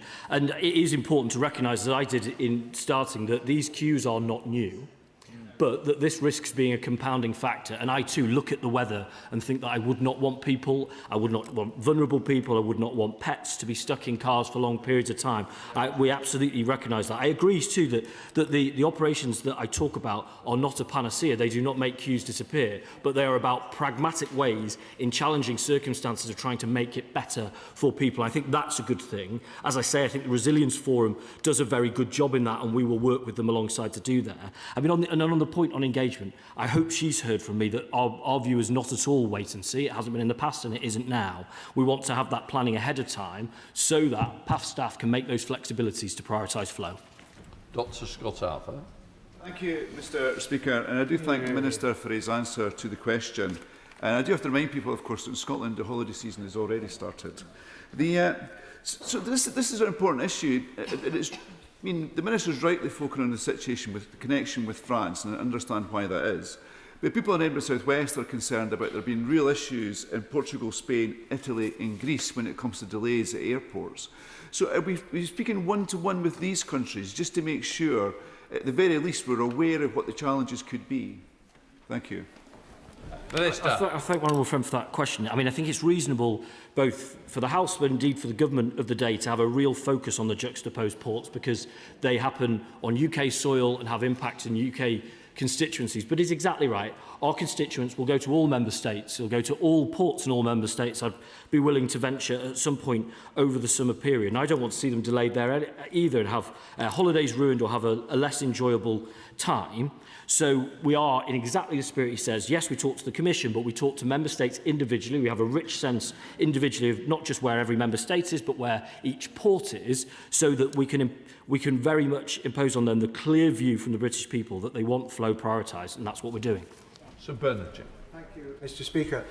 Could the Minister just point out to the European Union that because we have a common travel area with the Republic of Ireland, and Republic of Ireland are not applying any of these checks on British citizens coming to and from Northern Ireland or direct from the United Kingdom, that there is actually an open border between the European Union and the United Kingdom, and they might as well allow the same access through Dover rather than trying to impose all their rubbish on the United Kingdom. And to say this is all the fault of Brexit, this didn't exist when we left the European Union. This is a result of a decision the dysfunctional European Union is inflicting on British travelling citizens for their own reasons, not for any practical benefits. So there's a lot in that, Mr Speaker. I would slightly challenge the assertion that the CTA is an open border. It is a border that if an individual crosses it into the UK, they have to have a reason for being there. They have to have real leave and are subject to enforcement activity if they don't. I would not want to see any of our ports when people are connecting into the EU or anywhere else in the world outside of the CTA, an idea that that is an open border. I want to know who's coming and who's going. That's in our nation's interest. And on the final point about there being no practical benefit, it's not for me to make the EU's arguments for them. They can do that for themselves. Nevertheless, it's a really, really good thing, given the conversations we have in this chamber, Mr. Speaker, about the flows of persons across the European Union and then to the UK. It's a really good thing that they want to have good borders where they know who's coming and they know who's going, because that plays an important part in making sure we have a safe border too. I think that's a good thing. Mike Reader. Thank you, Mr. Speaker. As an MP representing a constituency at the heart of the Golden Triangle, with 1 in 5 of my constituents working in logistics, you can understand this issue comes up regularly, including most recently with Steve Devereux from BSI Transport, who explained to me the costs and red tape that the current entry system creates. Could the Minister set out what assessment his office has taken on the economic impact on HGV drivers and hauliers of the system and what measures they're going to take to support that sector going forward? Minister. My honourable friend raises an important issue. I mean, I would say on the point on HGVs, there is a degree of ease, not a total degree, but for many, in fact, a majority of HGV drivers, they are European nationals and therefore aren't subject to the same degree of checks, so that flows more easily. Now, that doesn't help if they're in the queue, but it does help ensure they don't cause the queue. On the point of the checks themselves, well, the good thing about the scheme is that once people have done this check, they're not supposed to need to do it again for 3 years. So over time, that will get easier. But we are looking at the economic impacts. That's why, exactly why, both in terms of the impact on the economy and the impact on the ordinary lives of the British people, our clear message is to prioritise flow. And that's why we're having those conversations in that way. Mike Martin. Mr. Speaker, I'd like to thank the Minister for all of his efforts here trying to basically sort out a Tory mess. And, you know, as a fellow Kent MP, I like and greatly respect the member for Herne Hill and Sandwich, Herne Bay and Sandwich. But I do have to ask, is it not a bit cheeky to be asking the government of the day to be sorting out the mess that they voted for? And Minister, will the Minister ask the Conservative Party to respond for creating this problem that he's having to sort out? I've always taken the view, Mr. Speaker, you know this well, that I get to do the answers, I don't get to do the questions as well. So whatever's put to me, I will seek to address to the best of my ability. I would say the honourable gentleman's right. I do spend a lot of my time clearing up mess of Tory predecessors. I have to say I'm not sure this is one of them. So I wouldn't necessarily say so. But there is plenty of others, including the rampant use of hotels that they allowed, small boats crossings in their entirety, and plenty more. Look, Chris Vins. Thank you, Mr. Speaker, and I thank the Minister for his answers so far. This is an issue which is hugely important to residents and businesses in my constituency of Harlow, not least because we have an international airport on our doorstep. Mr. Speaker, I'm a big believer in cooperation, and I know that in the 60s when we cooperated with our French allies, the result was supersonic. So can I ask the Minister what he's doing to work with our French allies and other European countries? I don't seek to repeat the arguments of the past, but it's hugely important we do cooperate with our European allies to sort this situation out. Well, my honourable friend holds that most exalted status along with myself of being a Labour and cooperative member of Parliament, so I by instinct am the same as him. I've never found in anything in my life that with a problem with my neighbour, whatever the nature of it, that it got better by shouting rather than cooperating. That's the spirit of our engagement at the moment. I believe that that's the best one going forwards, and that's what we'll continue to do. John Cooper. Thank you, Mr. Speaker. Haulage firms, agricultural firms, fisheries firms in my Dumfries and Galloway constituency are heavily reliant on Dover, and delays, particularly to seafood, are disastrous. The value of the cargo disappears practically overnight. As a member of the Business and Trade Committee, we visited Dover, and I was delighted to see £40 million worth of infrastructure on our side of the short street. So the reality here is that the difficulties lie on the far side of the short street. Is it not time that rather than warm words about an EU reset, we had the French ambassador in for an interview sans café? Minister. I mean, the honourable gentleman's testing my GCSE French, but and maybe perhaps I may be found wanting in that regard. I mean, on his first point, we absolutely accept that for some products, time really is absolutely crucial. That's why the ports have put their money where their mouth is, but we have too put the British people's money into that, because it's an importance for his constituency in Dumfries, but also for all of us to make sure that British seafood thrives. That's the right thing to do. With regards to engagement, I don't think that's the most effective way. These are rich conversations that are happening on a daily basis, and it's better that we do that rather than summoning the ambassador or anybody else. I think our approach, both with France and with the Commission, is the better one. Graham Ledbetter. I don't know who's... Thank you, Mr. Speaker. There are clearly significant challenges to work through, and that's not unusual with large-scale technology adoption, as we know.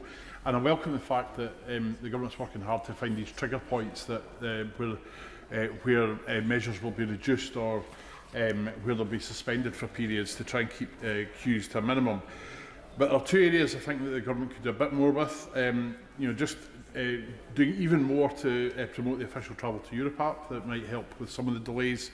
And will the government ensure that perishable goods have prioritised access at ports, which is particularly important for fish exports and other short-life produce that is critical to our economy?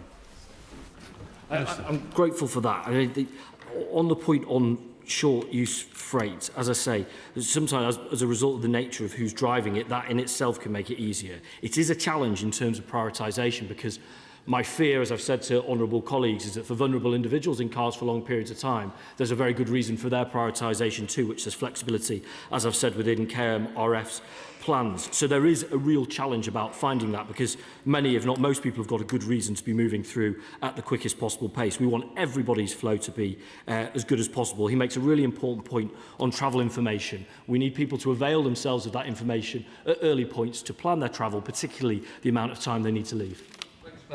Thank you, Mr. Speaker. It shouldn't come as a surprise that this system was going to be a complete disaster. In the last Parliament, the European Scrutiny Committee, which I sat on at the time, was looking at this very issue and looked at many of the steps that could have been taken. Of course, this government abolished that committee upon taking office, and so that scrutiny has not carried through on preparations to implementation. One of those suggestions was in the transitionary period before the 3-year rules really took effect. We suggested off-site units where people could, under supervision, have their fingerprints taken, which would have cut queues at those juxtaposed ports. Why didn't that happen? Why wasn't that suggestion taken up? And will he put it to the French government that that could be a solution? I'm grateful to the honourable gentleman for his question. I mean, I might contend, Mr. Speaker, the idea that we don't do very much European scrutiny in this place would be very difficult, because I can't recall ever standing at this dispatch box without talking about the European Union. There's some colleagues who seek to talk about nothing else, it seems. So I do think we have the chance to adequately look at these plans. On the point on off-site infrastructure and similar, I would say to the honourable gentleman, the issue is not with the infrastructure available, because you could have the best infrastructure available for it. If the technology that pulls through to that doesn't work yet, then it's not going to work. My absolute point and my absolute belief, and he will get to challenge this in due course, is that when that tech is operational, the infrastructure is there and in place and in the right parts of the ports. But that we need the tech to work first before we'll be able to properly test that. Paul Keller. Thank you, Mr. Speaker.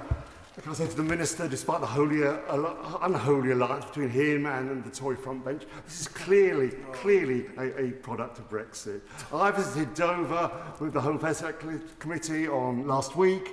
They've invested over £40 million in the infrastructure, but the software is not working. There will be chaos unless the ESS is suspended this summer. Yes, this is a Brexit dividend, but can the Minister emphasise to the French, rather than enjoying the schadenfreude, that how much their economy will be damaged by the chaos that's going to ensue?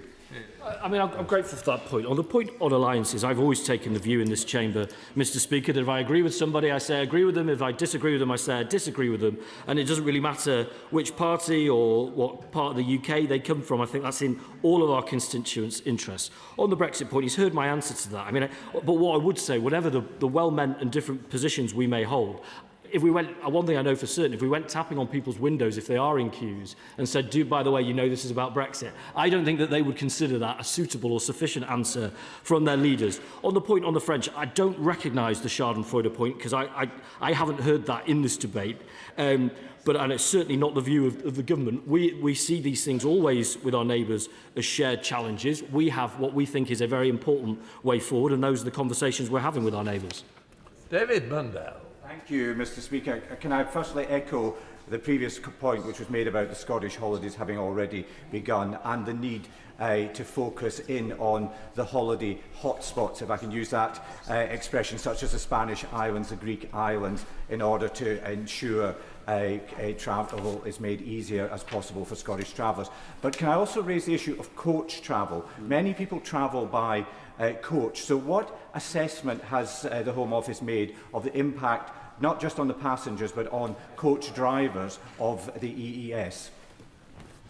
I'm grateful for those questions. I mean, the point on Scottish holidays has been well made by colleagues. I think the point I'm making here is around we can model volumes relatively accurately, because we know who is and isn't on holiday, and indeed who has booked and hasn't booked holidays. So that's the point around volumes. But we have prepared throughout for different spikes, particularly around different events. I was worried, it seems forlornly, that Manchester City fans wouldn't be able to get to the Champions League final. It turns out we did not challenge that issue particularly, I'm sad to to say.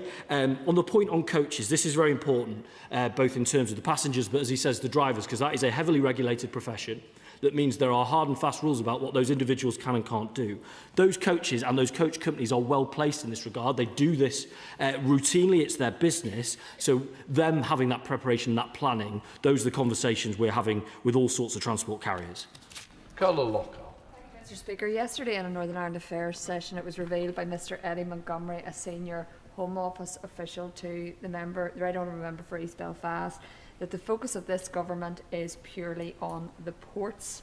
So we have a senior official confirming that this government is concerned only about the ports and who is coming into GB and not Northern Ireland. Does he agree with this sentiment, given all that has happened within Northern Ireland with regards to illegal immigration? The Honourable Lady may or may not have had the chance to see from the transcript or indeed the film that I was in the subsequent panel on that discussion. That isn't the view of the UK government. The point being made here was with regards to the enforcement of the common travel area, we do significant levels of immigration enforcement. We've done over 2,600 visits since the general election. More than 1,000 people have been removed from the UK as a result of them, 500 of them back to the Republic of Ireland. We take them very seriously. There is, of course, for very good reason, we focus on all of our ports as a point of challenge, but that enforcement activity happens across Northern Ireland, not just at the ports. We take an intelligence-led approach to Northern Ireland, and we always will do, because we do not want to see the CTA abused. Charlie Dewhurst. Thank you, Mr Speaker. Now, further to the excellent point made by my honourable friend, the member for Dumfries and Galloway, the Minister will no doubt be aware that Bridlington is the lobster capital of Europe, and therefore any delays at Dover have a very serious impact on our vital export market.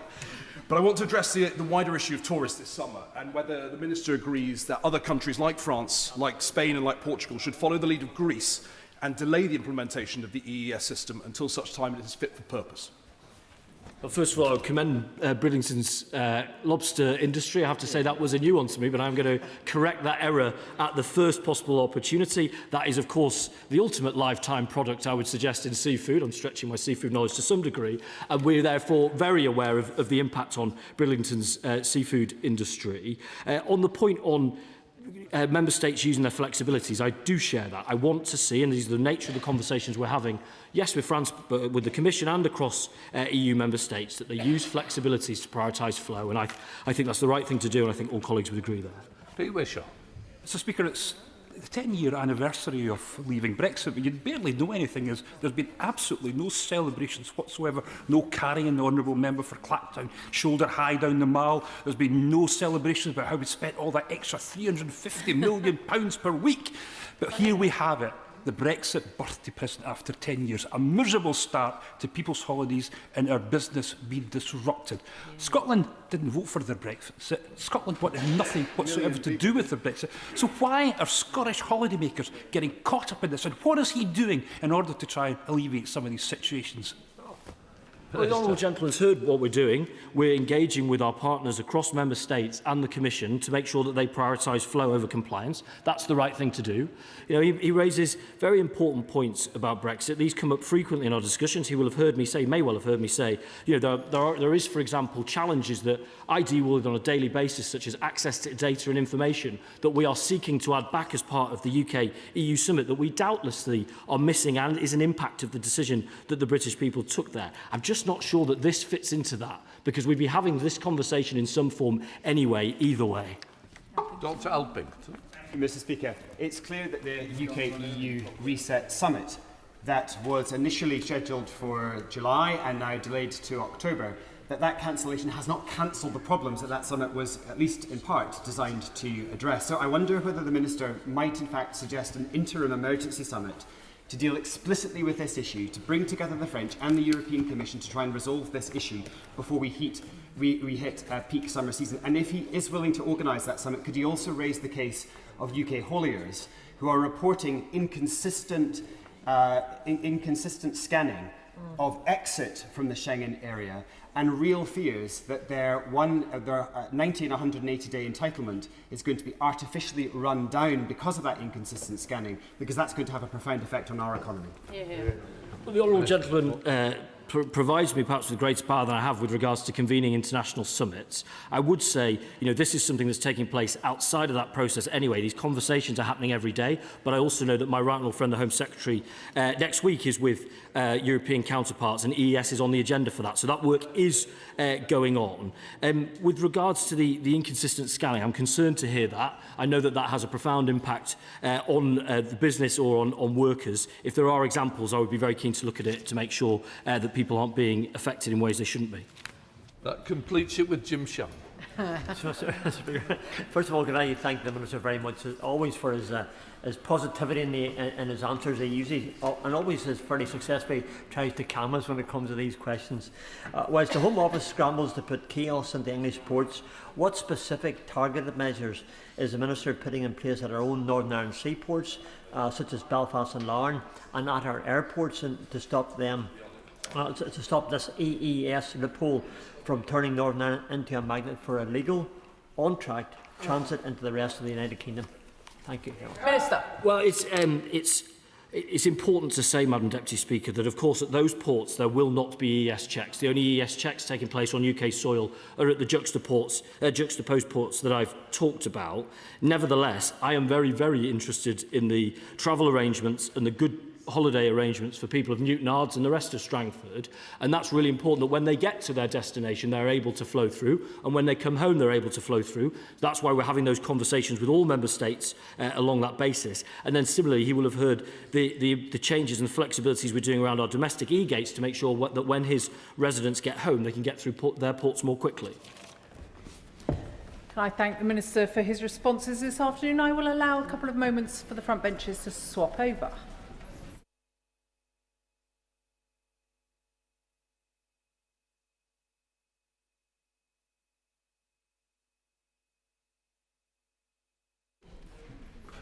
Which brings us to an urgent question on the management of the Maritime Coast Guard Agency and proposed changes to payments made to Coast Guard rescue officers. Alistair Carmichael. Thank you, Madam Speaker. Can I, through you, thank Mr Speaker for allowing me the opportunity to ask this urgent question today of the Secretary of State for Transport, if she will make a statement on the management of the Maritime Coast Guard Agency and proposed changes to payments made to Coast Guard rescue officers. Minister.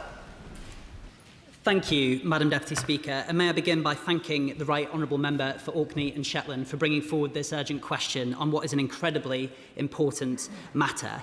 I welcome the opportunity to set out the Government's position on the remuneration of Coast Guard rescue officers, and I want to begin by recognising the extraordinary contribution made by CROs across the United Kingdom. For generations, His Majesty's Coast Guard's coastal response has depended on people from local communities who choose to serve, often alongside full-time employment and family life. The reason we are here today is because the model had to change. For years, when people signed up as volunteers, they had their expenses covered and an offer of hourly pay, which they did not need to claim, in recognition of the incredible service that they undertook and the impact that it had upon their personal life.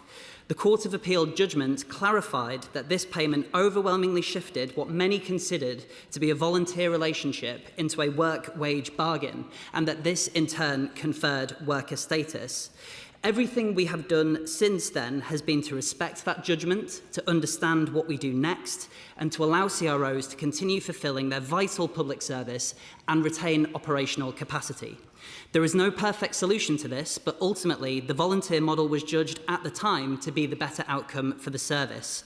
This was the judgment that was reached by the MCA, who, as experts in search and rescue, took into account a variety of factors, including profiles of incident types, geographies, organisational implications, as well as a survey of CRO sentiment and legal analysis, with which they made a recommendation. This recommendation allowed CROs to retain volunteer status with the aim of protecting flexibility and the ability for people to serve alongside their primary employment. Careful consideration was given to options, including legal position, the operational implications and the wider organisational impact. Now, I have heard the concerns of the CRO community about this change, and that is why the next stage of the process, the engagement sessions that were due to take place this week, have been postponed, while I carry on working with them, trade unions and colleagues across the House. I will reflect on what has been raised in these discussions and consider in the long term how our Coast Guard volunteers can be recognised. Volunteering has been at the heart of His Majesty's Coast Guard response for over 200 years. It enables individuals to serve their communities alongside their primary employment, maintaining choice and flexibility. I remain grateful to all members of the CRS for their unwavering commitment to their communities and people in distress around the UK coastline. Alistair Carmichael. Thank you, Madam Deputy Speaker, and I thank the Minister for that answer. As the Minister knows, last week we had more than 30 members in Westminster Hall for a debate on these changes. I'm pleased to hear that it was a result of his intervention that the check-in meetings were postponed and that the matters are now under full consideration. Is the Department actually considering the possibility of legislative change to deal with this problem? Madam Deputy Speaker, the House goes into recess at the end of next week, so can the Minister give the House an undertaking that these check-in meetings and this process of change will not be resumed during the recess and without a statement first being made to this House? Since last week's debate, I have been contacted by a number of full-time officers who have described to me a toxic management culture within the agency. I have been told of at least 3 whistleblowing complaints that have been made to the Department in March. Despite the passage of time, the whistleblowers themselves remain unclear about the progress of their complaints. Can the Minister give me some reassurance that these whistleblowing complaints will be properly and speedily investigated, and that a proper and independent investigation will now be initiated into the management culture within the Maritime Coast Guard Agency? Finally, Madam Deputy Speaker, information obtained under a Freedom of Information Act release indicates that responses to the MCA's own survey show that almost 40% of CROs would reduce the number of call-outs to which they would respond or leave the service completely. This contradicts what members of this House were told by the MCA. Can the Minister please explain why this information was not disclosed voluntarily by the agency, and will he now give the full disclosure of the outcome of that survey? Minister. May I begin by thanking the Right Honourable Member for his championing of CROs, but doing so in such a fair-minded, open and constructive way to respond substantively to some of the points that he has made. In terms of parliamentary scrutiny of prospective changes or working through options in relation to the future of CROs, let me make a commitment to him that members of Parliament will be updated fully on any changes, that I can commit to informing the House on what the next steps will be. And he raised a very important point during the Westminster Hall debate on this issue, that MPs need to be allowed to be able to access CROs and have meaningful conversations with them about what they think the future of the service should look like. He asks me about subsequent data and whether that was used to inform the judgment that was made. Can I just confirm to him that survey data was one constituent part of a package of advice that was put in regard to an operational recommendation made by experts at the MCA about what future models should be comprised of. That is alongside impact assessments and modelling. If he has, and he raised this as part of his Westminster Hall debate contribution, subsequent about how CROs believe this will impact them and about the reality for his rural constituency and the island communities that he represents so fulsomely, I would strongly encourage him to share it with me. But may I just reiterate the fact, Madam Deputy Speaker, that I want members of Parliament to be able to play their full role in representing CROs throughout this process. Will Crichton. Madam Deputy Speaker, can I declare my chairmanship of the Voluntary Rescue Service APPG? And in that role, along with the Honourable Friend for Scarborough and Whitby, who chairs the Coastal Communities APBG, I would like to inform the House that we are holding a joint evidence session for CROs next week, so that they can come and tell their stories to parliamentarians. And when I spoke to my CROs in Stornoway and across the Western Isles, their message was one that's been received by the Minister, I hope, is to pause this consultation, to go back, listen to CROs, to the vital role they play as a fourth blue light service, not just in coastal rescue, but in delivering carers and emergency workers to the elderly in time of need. And can I also get assurance that he will come back to us before before Parliament goes into recess to fully inform us and to keep CROs fully informed of the process. Minister. I thank my honourable friend for his contribution. I've already made a commitment to the right honourable gentleman opposite to keep the House fully informed about any next steps which are taken. But the honourable gentleman raises a broader point about how CROs have engaged throughout this process, and there are some fundamental truths which I keep coming back to. One is that remuneration takes place not because it allows CROs to carry out the work that they do. They don't do it for the money, but they do it because it allows them to carry out this vital public service. There is another aspect that needs to be picked up on too, which is it's not always possible to reflect the scale of the contribution of what CROs make. I was in Southampton the other day and spoke to around 15 CROs. They were saying you can't pick up of when you take the van to be MOT'd or when you have to douse down the equipment after you've rescued somebody from mud. Ultimately, this is about fairness, it's about recognition, and that's what I want to do my level best to inject into this process. Shadow Minister Greg Smith. Thank you, Madam Deputy Speaker. Can I congratulate the Right Honourable Member for Orkney and Shetland for securing this urgent question, and to Mr Speaker for granting it. There is deep concern across the whole country on the decision of the government, particularly affecting our coastal communities, demonstrated clearly in the Westminster Hall debate from all sides last week, where the Minister said he would reflect on what he's heard, and he's repeated that this morning, but from the answers he's given so far, I suggest he reflects a little bit harder and more urgently. I'd particularly like to pay tribute to my honourable friend for the Isle of Wight East for his tireless work in highlighting these issues. The problem is not speculative. The data revealed by the Times from the MCA survey is absolutely clear. This change will decimate the Coast Guard. The survey showed across all regions between 25% and 58% of those who responded said a volunteer model would lead them to quit or reduce their hours, including 56% in the South East and Southern England regions, which covers the busiest stretches of coastline in the UK.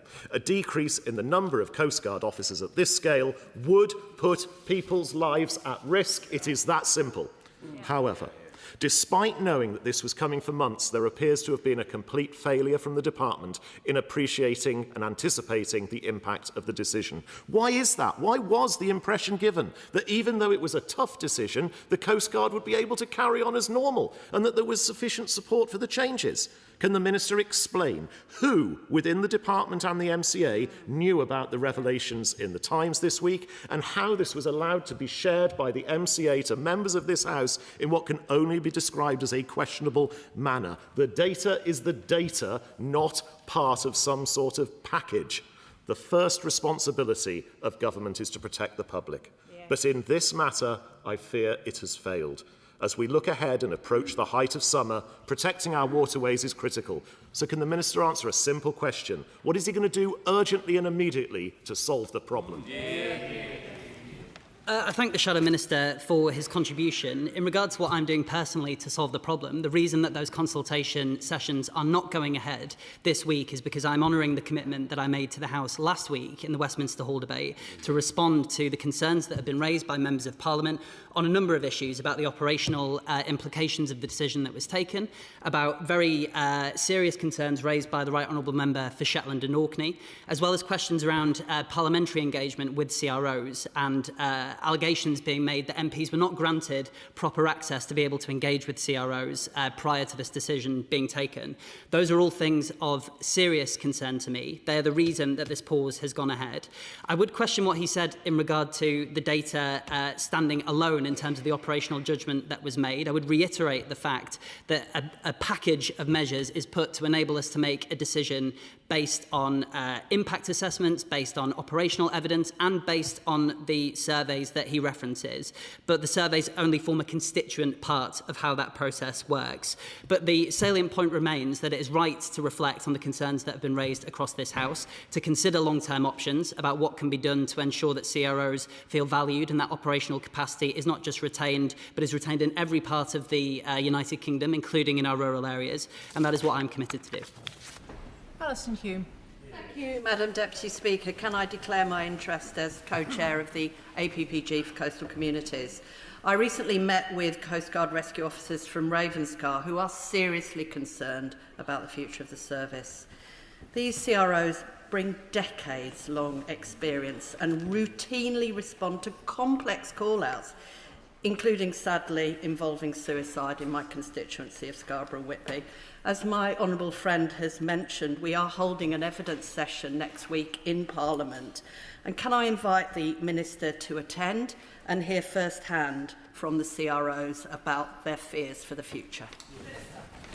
Can I thank my honourable friend for her doggedly determined support for her CRO? She is absolutely right to do so. I'd be pleased to engage with the evidence sessions that are taking place next week, and I look forward to seeing the findings for them. She is right to point to the fact that CROs have decades of experience. I spoke to a CRO in Southampton just the other day who had served through the MCA for the best part of 50 years, and we cannot afford for that experience to slip through the cracks. She also mentions what CROs have to respond to, often the most tragic of circumstances for people who, unfortunately, it has not been possible to save. Remuneration does not obfuscate from that fact or make it better, but it is a way of recognising the enormous contribution that CROs make. And I think that point around fairness and about due regard for the contribution that they make has to run to the centre of what comes next. Liberal Democrat spokesperson Ben Maguire. Thank you, Madam Deputy Speaker, and I sincerely thank my right honourable friend, the member for Orkney and Shetland, for bringing this urgent question. These highly skilled, experienced Coast Guard volunteers are being badly let down by this government, and I cannot imagine other rescue service personnel being treated the same way. No one could argue that £11 an hour is enriching these volunteers, merely enabling them to do this vital work. And as one Coast Guard volunteer from my North Cornwall constituency put it, I make significant personal and financial sacrifices to be available for emergency call-outs. I didn't join the service to get paid. So sadly, we didn't need to get to this point. Did the Minister even speak to any of the rescue officers to hear how these changes would impact them before this rush decision was made? Would the Minister commit to a full risk assessment on these damaging changes?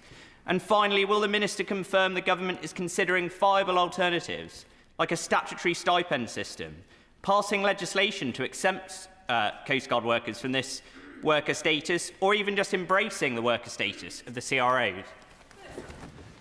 May I thank the Lib Dem spokesperson for his contribution. He is absolutely right to say that CROs do not do it for the money, but it is the money that makes it possible. He also speaks to the fact that £11 an hour doesn't constitute remuneration in the way that it would that we would all hope that CROs could be respected. What it does do is go some small way towards the Christmas dinners, the birthdays missed, the call-outs in the middle of the night, the disruption to family life.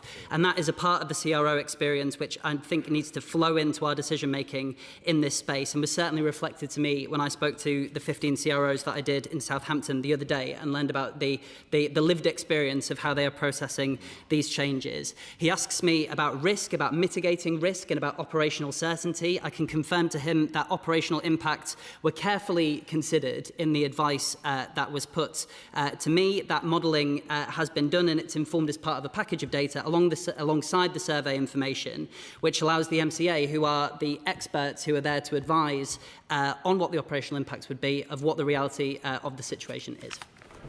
Anna Geldert.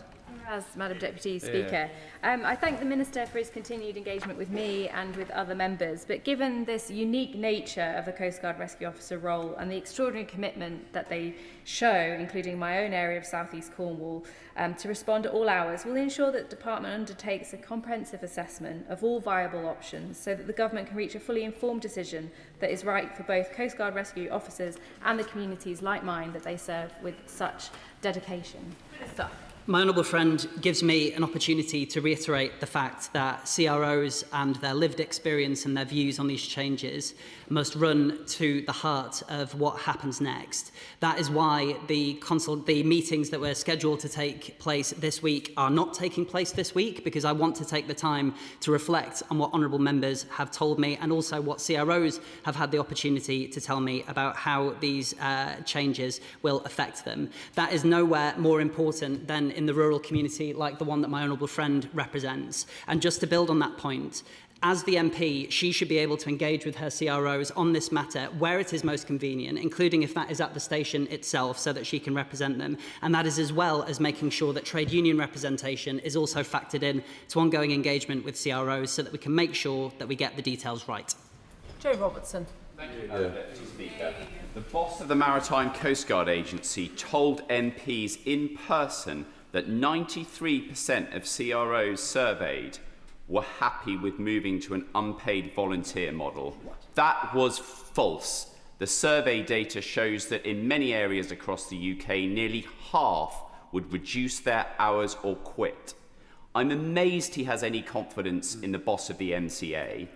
Will he now confirm that decision will not take effect in September, that he will consult properly himself, and does he have confidence in the boss of the MCA?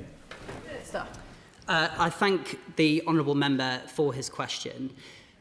We need to ensure that the CROs who are affected by these changes have the opportunity to carry on raising the concerns that they have, but also to raise instances where, and he has quite fulsomely argued that the worker model is an appropriate way to continue. That could be true in a great number of cases. It is not true in every case. And I spoke to a CRO in Southampton for whom that is not the case. We need to tease out the detail of all of these things. We need to listen carefully to CROs, and we need to create the space to allow that to happen.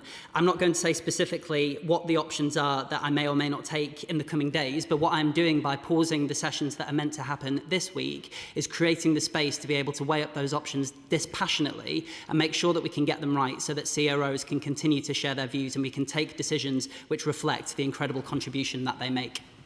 Justin Madders. Thank you, Madam Deputy Speaker. I refer to my register of interest and membership of the G&B Trade Union.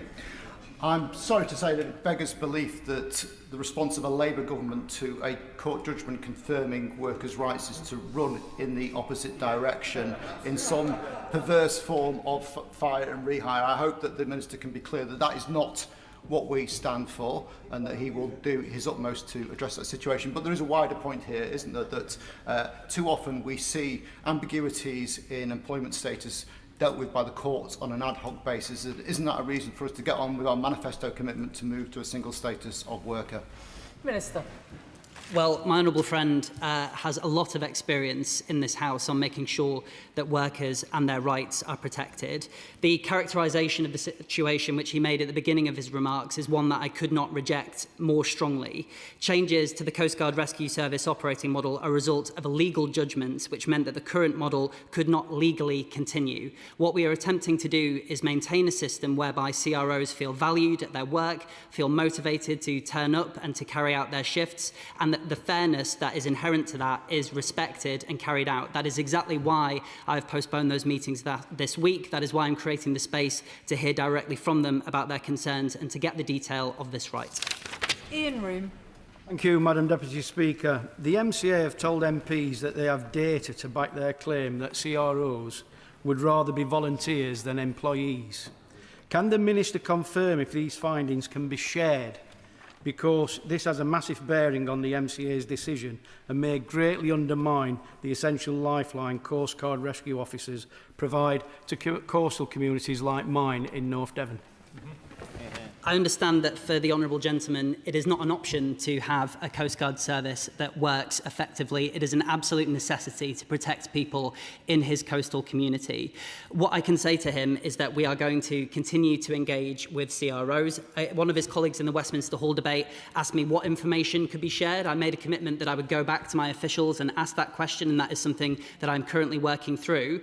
But what I have derived from this process and my enduring objective throughout this process is to make sure that CROs feel heard and are able to share their concerns, including through their MPs, as the honourable gentleman has rightly done. Helena Dollymore. Thank you, Madam Deputy Speaker, and I refer the House to my register of interests in terms of the GMB, and I also declare that I'm a supporter of the RNLI. I want to thank my honourable friend for bringing this urgent question and pay tribute to the life-saving work that our local Coast Guard officers do, as well as the brilliant volunteer RNLI officers and the independent lifeboats that we have, like at PET in my own constituency. But I want to also thank the Minister for stepping in here and pausing this process. I think it's vital, as he says, that we fully review this process. We reflect on the MCA's handling of this issue, which I think has been pretty shocking in the experience of my Coast Guard officers, and it's absolutely vital that we pause and take enough time to get this right for our coastal communities, particularly because with more extreme weather events climate change. We're seeing a heat wave right now. We know there'll be more storms. There might even be more sharks coming to our waters. The work of the Coast Guard officers is more important than ever before. Can I thank my honourable friend for raising those points and use it to reflect on something that's been raised by a number of members, and that is about how engagement takes place going forward. Can I just make it absolutely clear that my expectation is that all engagement with CROs, whether that be by the MCA or MPs meeting with them, is done as openly and transparently as possible. I want Coast Guard rescue officers to feel able to share their views openly in all of their complexity, and some of the allegations that the Right Honourable Gentleman for Orkney and Shetland made last week about CROs being made to feel uncomfortable about sharing their views, I find deeply, deeply concerning. I want to reiterate that I will be making it clear to leadership in the MCA that that is how I want them to approach this engagement, and that includes ensuring that MPs and trade unions play their full role, and I hope that my honourable friend can do so. Sir Roger Gale. Thank you, Madam Deputy Speaker. This House has the capacity to criticise, but it also has the capacity to be fair. I think the Minister probably finds himself between a rock and a cliff face in a situation that he didn't make himself. That doesn't absolve the MCA from the right criticism that's been levelled earlier today. Madam Deputy Speaker, I have one of those peculiar constituencies that has both a north coast and a south coast. Both of those coastlines are served by dedicated volunteers who go out in all weathers to save lives. I've heard from some of them. It is quite clear that unless this is resolved swiftly, those people will be lost. And if they're lost, they won't come back. So could I say that as far as I'm concerned, and I can't speak obviously for other people on these benches, I will back whatever measure the Minister seeks to take in order to make sure that there is a timely resolution to this issue so we don't lose good people. Yeah. May I thank the Honourable Gentleman for his remarks. I share his view that we cannot afford to lose the level of experience that we have within the MCA and the CRO community. I also heard the scale of concern which he so ably references and has experienced among his own Coast Guard volunteers. I think critical to that is recognising two things. One is all of the work that CROs undertake, which lies outside of the call-outs that they receive. They do an enormous amount of work, which isn't fully recognised and needs to be. And in terms of treating them with due respect and esteem, it is essential that we figure out a way forward that allows us to do so. And the Honourable Gentleman has picked up the necessity to do that very well indeed. And it is certainly my intention that that will inform whatever comes next in this process. Before I call the next questioner, can I just make it clear that I will go to Steve Darling immediately after that one. Fred Thomas. Thank you, Madam Deputy Speaker. And I'm very grateful to hear the Minister has engaged with Coast Guard rescue officers in Southampton, and that's typical of his diligent manner and approach to difficult issues like this. I would like to invite him to interact with my constituents in Plymouth, part of the Plymouth Coast Guard rescue team, who tell me harrowing stories of supporting the ambulance service, the police, sadly too often with suicide-related issues. An unbelievable service, and yes, they deserve remuneration. They deserve a lot more recognition than that. And will the Minister agree to speak with those constituents of mine? Minister. I'd be very glad to speak with my honourable friend's constituents, and he raises an incredibly important point that very often CROs are not only discharging the responsibilities that we would expect of a Coast Guard rescue officer, they are increasingly filling in the gaps for other emergency blue light services who, for whatever reason, are not able to get to people in time or are thinly stretched and require CROs to step up. That requires them to go beyond the operational requirements that we would expect of them. So this process is not just about recognising the incredible service that they contribute within the envelope of what is expected of them. They go beyond that every single day. My honourable friend raises that very well, and it's something that I would be happy to engage with his constituents on further. Steve Darling. Thank you, Madam Deputy Speaker. In my discussions with the Coast Guards in Torbay, they've shared the full spectrum of their activities. One of the most disturbing and harrowing of this is the recovery of dead bodies. Not only dead bodies of humans, but from pets that may have gone over the edge of a cliff, but humans where there's been a drowning or a cliff fall, and this may be accident or suicide, and this will leave emotional scars on these officers. Would the Minister agree with me that choosing not to financially compensate people who are undertaking work that many of us would find really difficult is short of an insult? Minister. The honourable gentleman speaks powerfully about the contributions that CROs make in the most tragic and emotionally traumatic of circumstances. That is exactly why we need to do a number of things. We need to build a system that allows us to retain operational capacity so that we can keep people in our waters safe, and also grant the CROs and the MCA more broadly the resilience to be able to carry out their meaningful work. It also means that we need to treat CROs with the fairness, the dignity and the respect that they require. He is right to say that remuneration allowed us to do that. We are now dealing with the consequences of the Court of Appeal judgment to process how we move forward to make sure that fairness and due respect is continued into the future. And I hope that he can continue to hold me account as we do so. Alan Gemmell. You, Madam Deputy Speaker. Can I thank the Minister for his statement and engagement on this issue? Coast Guard rescue officers are an essential part of our emergency response and much supported by people in Ayrshire, and I'd like to put on record my thanks for their dedicated service. My honourable friend, the member for North Ayrshire and Arran, and I are very worried that Coast Guard services in North Ayrshire are facing a crisis if not able to claim this compensation. I'm very pleased the Minister has postponed further meetings and is working with unions, but might he do all he can to resolve this issue so our Coast Guard rescue officers can continue to perform their essential service? May I thank my honourable friend for his contribution, and he also speaks powerfully about for rural and island communities in Scotland and the impact that it can have. Something I am cognizant of from hearing it from CROs in Southampton, and I'm deeply concerned about the implications of, is the principle of demotivation. A CRO said to me that this is ultimately about fairness. The money isn't anything to brag about, but it's fair recognition for what we do. I don't want any CRO to feel devalued or feel less motivated to turn up to a call out because of decisions that have been made. That's why it is so important that in regard to the engagement that is happening next week, we take a beat, take some time to reflect on what CROs are saying and try and find an equitable solution. And I'm sure that my honourable friend will be part of that process as we do so. Sir Bernard Jenkins. Thank you, Madam Deputy Speaker. Can I just help him answer the question he was asked by my right honourable friend on the front bench for the opposition? The answer is the law is an ass and the law should be changed, as said the original questioner for this urgent question. I mean, how can it be the law is interfering in a perfectly happy relationship between Coast Guard volunteers and the MCA? The law is an ass, and that is quite clearly the view of the Coast Guards I met in my constituency in West Mersey last week. The honourable gentleman is a far more seasoned member of this House than I am, and therefore I'll leave it to him to opine on whether the word the law is an ass is parliamentary language or not. That being said, it's incumbent upon the department to deal with the legal reality that has been created as a consequence of this judgment. It is also right to say that the volunteer model that exists for CROs with hourly remuneration is rather unique in regard to how volunteering works and therefore requires a bespoke response. I can assure him that I'm weighing up options for the long-term future of CROs to ensure that that recognition can take place. There is a potential primary legislative route that I want to explore around a carve-out. It would take a lot of time to do. It is very legally complex and it has other implications that go beyond the Maritime and Coast Guard Agency. So I very much respect and thank the honourable gentleman for his urgency, but I have to take these decisions this passionately and with full cognizance of their implications. Dame Nia Griffin. Thank you very much indeed, Madam Deputy Speaker. Well, my dedicated volunteer Coast Guard rescue officers are absolutely vital to the safety of the public along the very long coastline all around my constituency.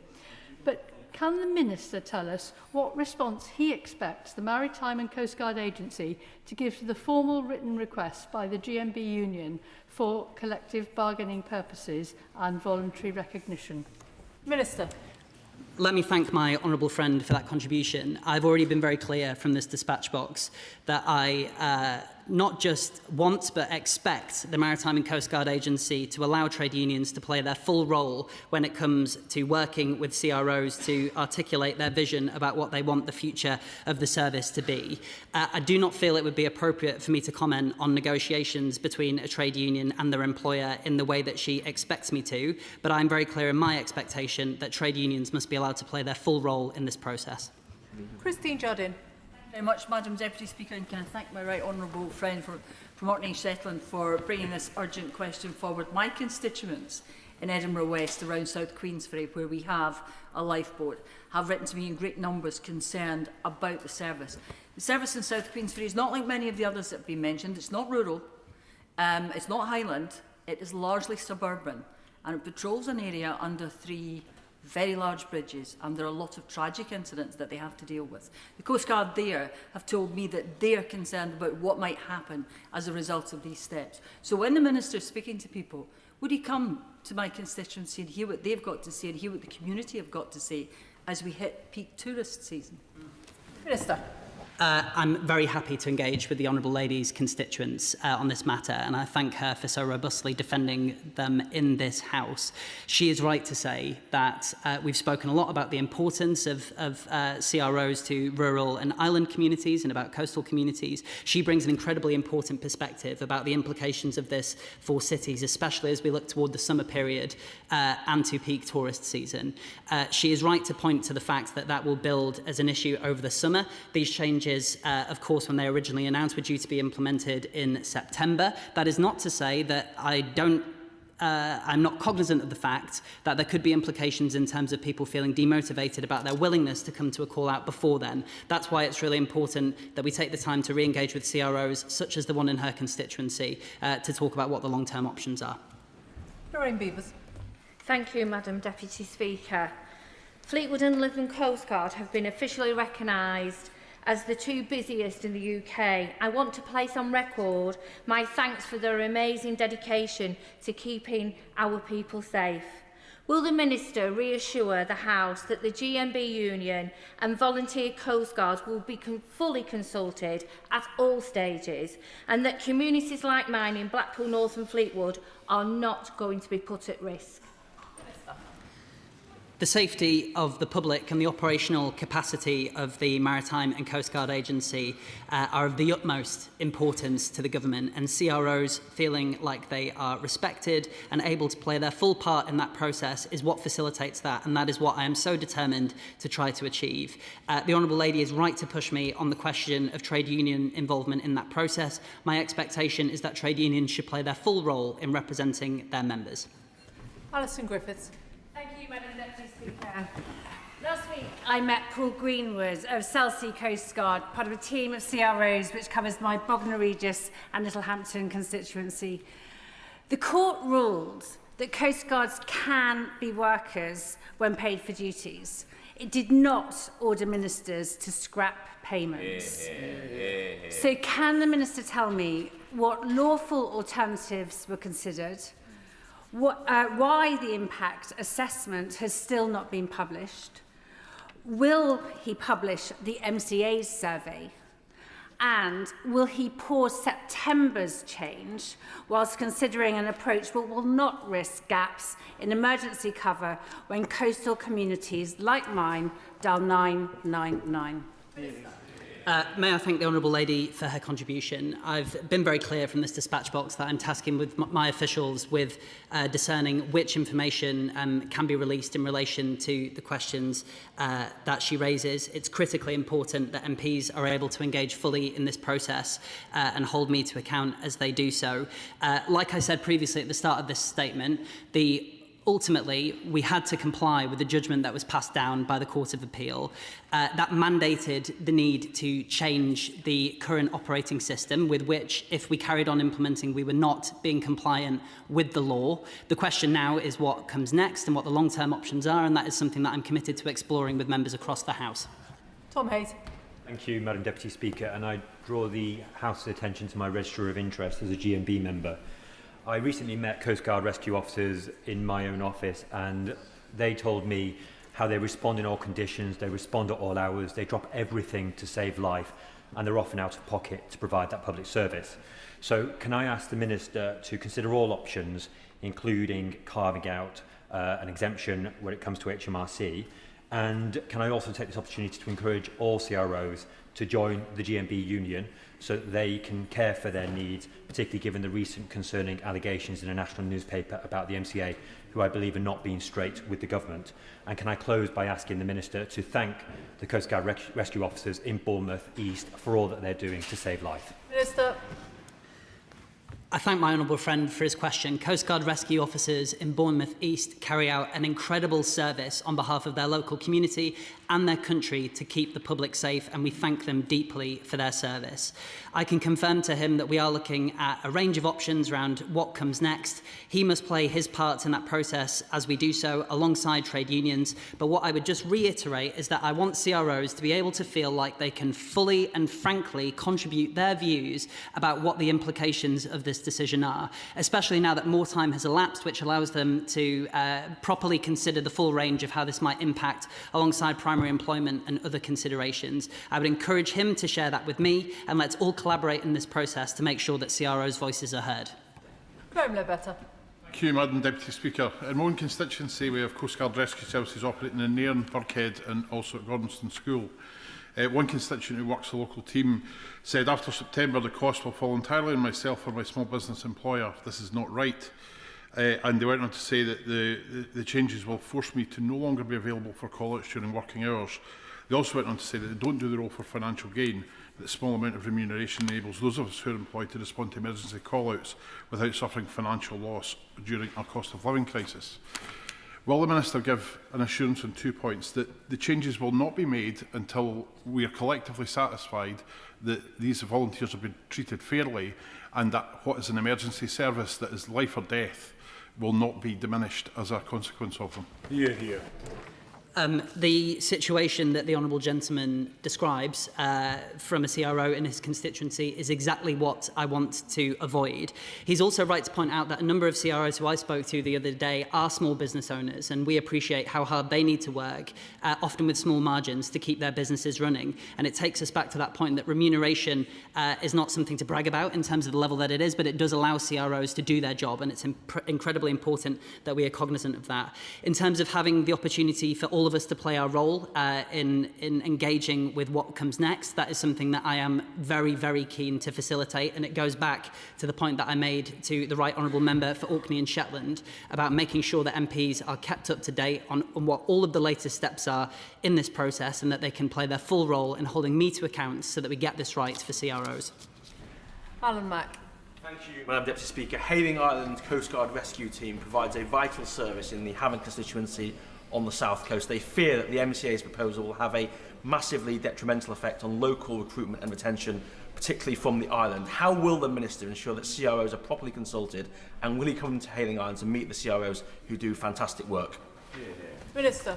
May I thank the Honourable Gentleman for being such a champion of the CROs in his constituency, and I'm very happy to engage with them if he would be willing to facilitate this.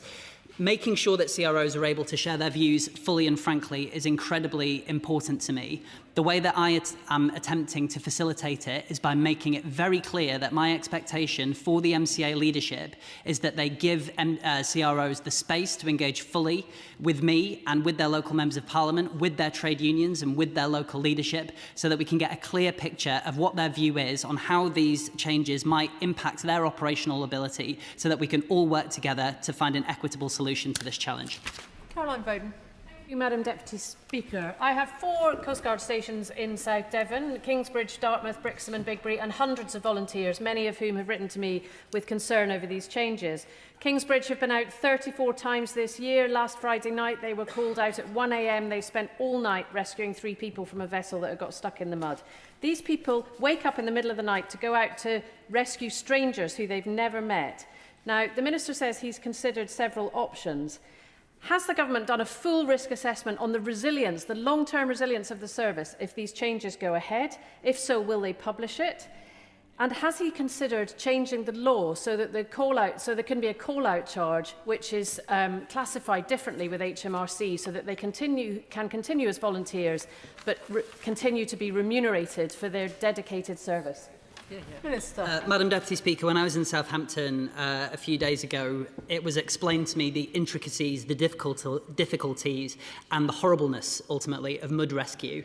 And I think that the Honourable Lady makes that point very powerfully, that for people who are not active CROs, it is difficult to be able to understand the level of commitment that is required to carry out this dangerous work in the service of people that they have never met. In regard to changing the law and legislative carve-outs, I've been quite clear that while there are options that would facilitate this, it is not a quick fix. It is not something that will give CRO certainty in the moment, but it is something that has been considered. In regard to operational risk, may I just confirm and reassure her that impact modelling based on data is carried out by the MCA to inform the recommendation that was made. Robust contingency plans do exist across the search and rescue capability of the Coast Guard and other services to respond to people in distress across the United Kingdom, but we do not want to get into that situation, and that is exactly why I've said what I've said to the House today.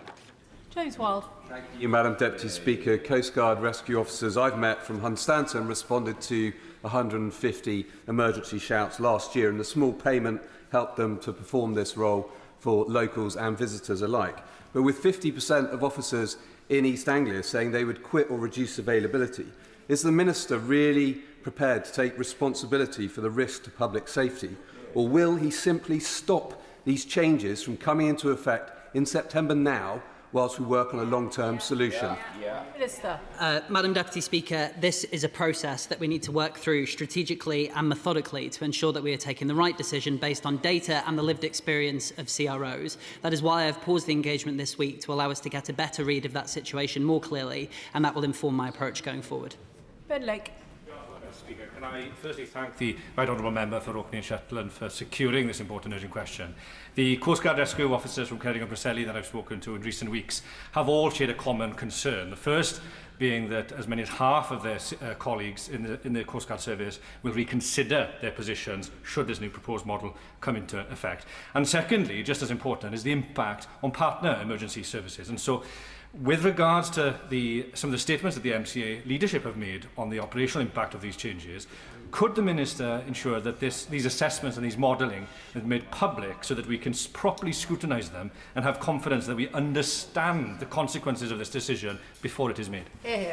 I thank the Honourable Gentleman for his question. He points to a very important fact that the MCA CROs conduct their work alongside other emergency services and full-time employees of the MCA, and we need to take all of those operational impacts into account. In response to another question, I said that I've instructed officials to determine what can be shared in relation to this process, and I will have more to say on that in due course.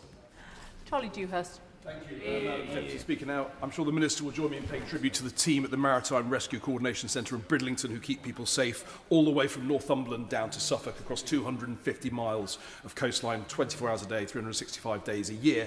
And these proposed changes to make CROs unpaid is just one of the problems facing the Maritime and Coastal Agency. There are issues nationally around recruitment and retention, understaffed teams in high-pressure environments working long hours leading to stress, to sickness, and pay that isn't commensurate with other emergency services.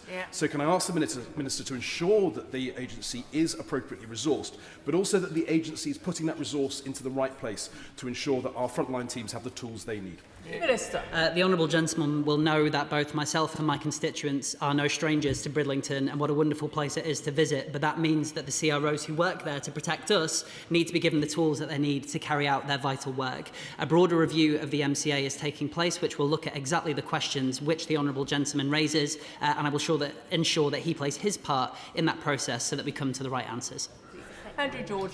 Madam Deputy Speaker, as the Minister knows, there's almost 150 miles of coastline around my West Cornwall and Isles of Scilly constituency. At the top of the question, rather the answer the Minister gave earlier, he said the model has to change, but it doesn't need to be trashed. He also referred to the fact that the remuneration arrangements to the CROs are bespoke, but so are bespoke arrangements provided to special constables, to retained firefighters. Surely the Minister and his colleagues can find a model that meets the legal obligations and remains a bespoke remuneration system for CROs. Minister.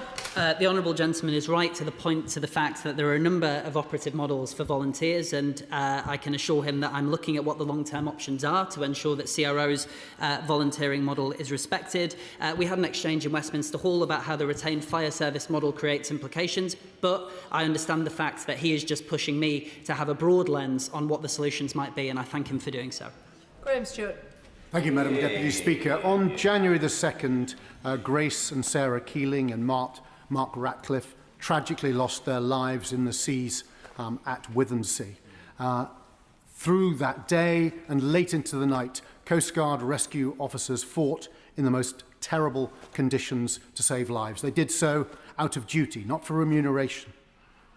When thousands and thousands of people go to the coast this summer onwards, how can the Minister ensure that they can continue to rely on courageous Coast Guard rescue officers in future as they've been able to in the past? And will he show, I appreciate what he said today, but can he show even greater urgency in recognising the need to make this change, because September is just weeks away, and these people who rely on this to do this heroic work deserve quick answers. May I thank him for raising the tragic case of what happened to Grace, Sarah and Mark, and my condolences to their families. He is right to say that this is not a theoretical question. We have an urgent need to address this issue now to ensure that we can do what we need of CROs, which is for them to carry out this phenomenal public service and to retain safety and operational capacity across the country. He encourages me to go further, faster, and I've heard the call that he has made.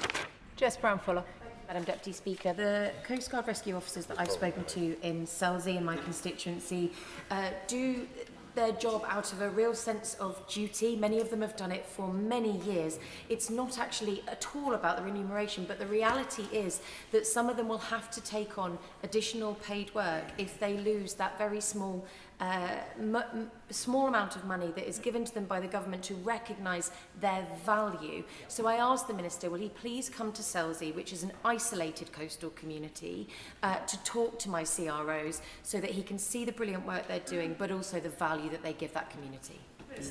I have no doubt about the contribution that CROs in Selsey make, and I would be happy to engage with the Honourable Lady's constituents on this issue. She raises the particular issue that for rural communities, these impacts might be felt especially keenly. That's why it is critical as we continue to engage with CROs, and I will continue to engage with CROs across the country, that we do so with the geographic lens which she describes, to make sure that we can pick up all of the operational complexities about what future options could mean.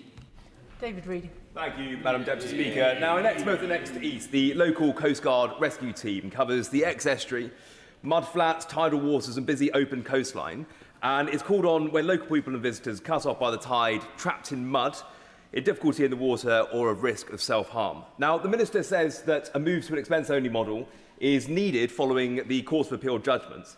But the House is also told that an impact assessment has already combined incident demand, survey data, demographics, employment information and financial analysis.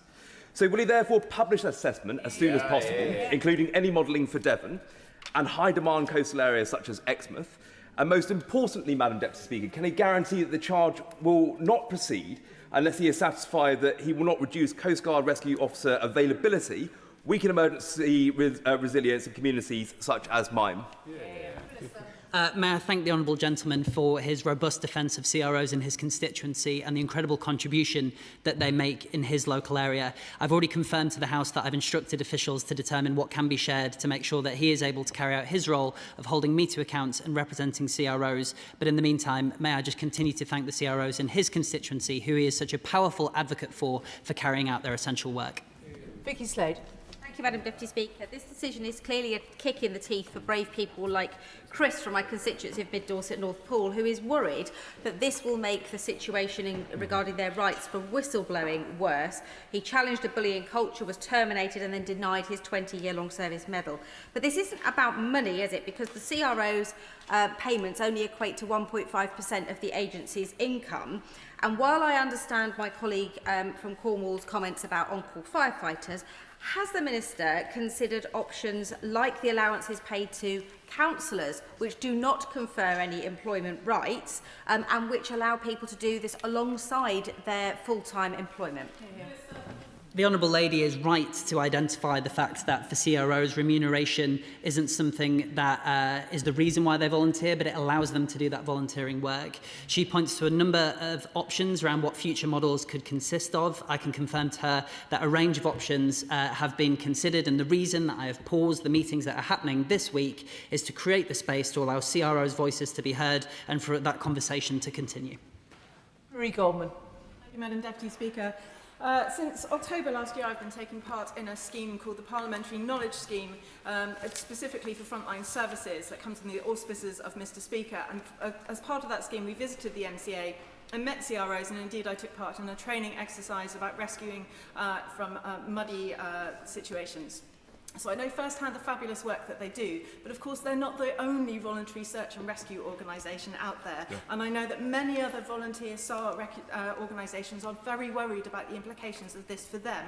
So I wonder if the Minister can tell me what assessment he has made of the impact on other maritime search and rescue organisations such as the RNLI and other independent lifeboat associations. The full impact on search and rescue capability and operational capacity has been considered through this process, but she is absolutely right to point to the fact that it's critical that we continue to interpret what CROs are telling us about what the impact of this will be and rationalise that with how we project demand to flow over the summer and into September. I did miss something, Madam Deputy Speaker, in the previous question, which was just around the very serious charge around whistleblowing. Could the Honourable Lady please write to me about those specific instances? But the Right Honourable Lady to whom I'm currently answering is right to raise these very important issues. Can I thank the Minister for his answers this afternoon? And can I also remind members that large slogans are not appropriate, and perhaps members might do up their jacket so I can't see it. If I'd spotted it, I wouldn't have called the Right Honourable Member, who has been... Point of order, Freddie Van Mierlo. Thank you, Madam Deputy Speaker. Sorry, on a point of order, on the 2nd of June, myself, the Honourable Member for Didcot and Wantage, Oxford West and Abingdon, Bicester and Woodstock and Witney sent a letter to the Right Honourable Member for Ealing North concerning decommissioning of important mental health services in Oxfordshire, including the Infant Parent Perinatal Service, the Child and Adolescent Harmful Behaviour Service and the Family Assessment and Safeguarding Service. We invited the Secretary of State to exercise powers under the Health and Care Act of 2022 to call in the decision. I'm aware that ministerial correspondence with members has a 20-day timeframe to respond. However, this has passed. Normally, Madam Deputy Speaker, when this occurs, I tend not to chase it, but this has a really important time-sensitive nature, and I do seek your guidance on how we may receive a response from the Department. Can I thank the Honourable Member for his point of order? This is a matter for government ministers rather than the Chair, but ministers are expected to provide timely responses to correspondence from members. The front bench will, I have no doubt, be able to pass his concerns on to the relevant minister, and the Honourable Member will of course have the opportunity to raise this issue with the Leader of the House at Business Questions tomorrow. Which brings us to Royal Assent. I have to notify the House, in accordance with the Royal Assent Act 1967, that the King has signified his royal assent to the following acts and measures: National Security State Threats Act 2026, Clergy Conduct Measure 2026. Which brings us to presentation of Bill. Sarah Champion.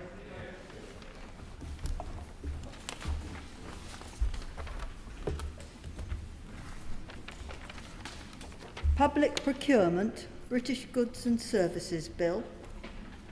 Second reading what day? Friday the 4th of September, Madam Deputy Speaker. Friday the 4th of September. We now come to the 10-minute rule motion. Chris Coughlin. Madam Deputy Speaker, I move that leave be given to bring a bill to require persons discharging functions on behalf of certain other persons to assess the mental capacity of those persons in specified circumstances and for connected purposes. At issue is the devastating misuse of the Mental Capacity Act 2005, which has resulted in hundreds of preventable deaths. King's College London found 160 of these deaths in 2023 alone. This bill is in honour of Christopher Lascaris, whose mum Fiona is here. Christopher was not unlike many autistic children. He was a sensitive and intelligent boy who once asked his mum to stop on the way to school to rescue a lamb stuck in a fence. I first met Fiona when I was 8. I'd stayed in my bedroom and ignored her. Perhaps I was angry that she was buying my home off my dad. My mum had died a few months after I was born, and I was a sensitive boy. Well, they moved in. Christopher grew up in my childhood bedroom, and he loved the house as much as I did. But as a young autistic man living alone in Leeds, he was in danger. Despite Fiona raising credible doubts about his capacity, on numerous occasions over 8 years, she was never able to secure the mental capacity assessment that she needed to protect him. Horrifically, Christopher was exploited and murdered in his home by a man who had just been released from jail. Christopher was 24. Under this bill, Christopher would have been granted that mental capacity assessment, and he might still be with us. I've been working with Fiona for over 2 years to close this loophole. We have worked cross-party. We have worked with the government. And we have worked with ITV, who've mounted a national campaign exposing this injustice across the country. I am grateful for all this and the result, that the government has committed to review and reform the Mental Capacity Act. This bill offers an opportunity to realise that commitment. The Mental Capacity Act states, a person must be presumed to have capacity unless it is established that he lacks capacity. Too often, public officials have used this presumption to not take action, failing vulnerable people. Because if a person's capacity is merely in doubt, but not yet established as lacking, then they are presumed to have capacity and too easily disregarded. This bill has been drafted by one of the most prominent mental capacity lawyers in the country, Alex Ruck-Keene, KC, Honorary King's Counsel. It has 2 key clauses. A duty to assess capacity where a person is reasonably understood to have an impairment or disturbance in their functioning of their mind or brain, and a duty to assess capacity where a person properly interested in the person's circumstances has raised a concern as to their capacity. Although these safeguards are in the existing code of practice, they are too often ignored. This bill seeks to bring these existing safeguards into law to mandate compliance. It will enhance the presumption of capacity because it will ensure that it is not used against people to their cost or the cost of others. Charlie Gooding. His mum, Annabelle, is here. Charlie had Prader-Willi syndrome, which in his case gave him a genetic compulsion to overeat. Annabelle repeatedly begged authorities for help. They repeatedly ignored her. She locked the food cupboards, but she could not prevent Charlie from buying food or going to food banks. Ultimately, his weight reached 30 stone and he ate himself to death.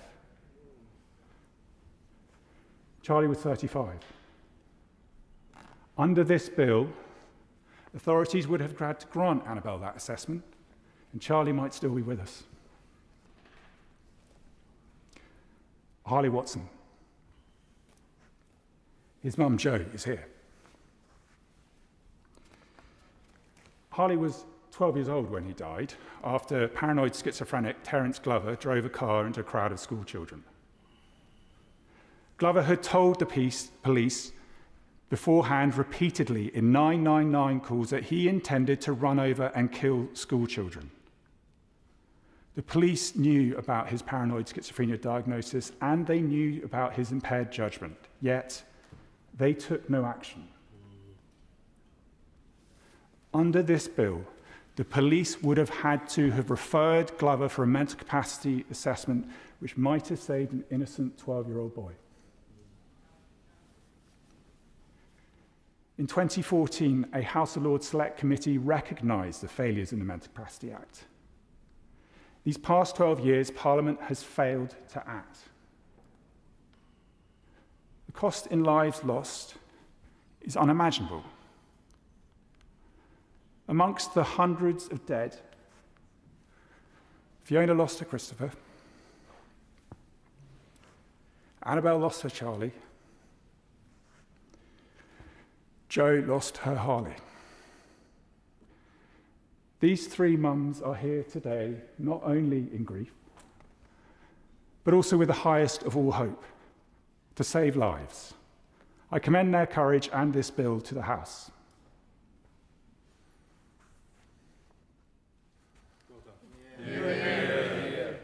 The question is that the honourable member have leave to bring in the bill. As many as are of that opinion say aye.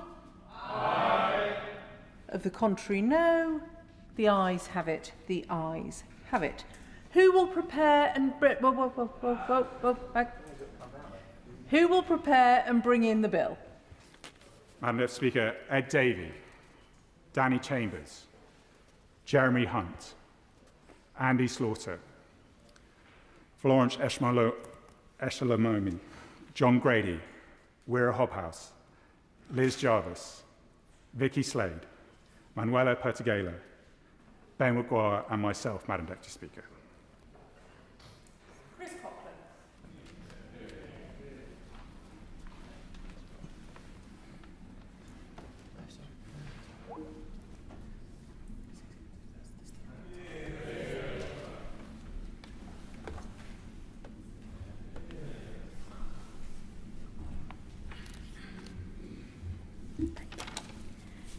Mental capacity, duty to assess bill.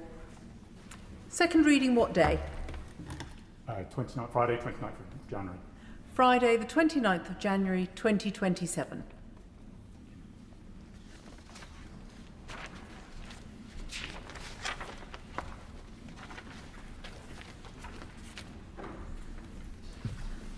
I will allow a couple of moments for the front benches to swap over.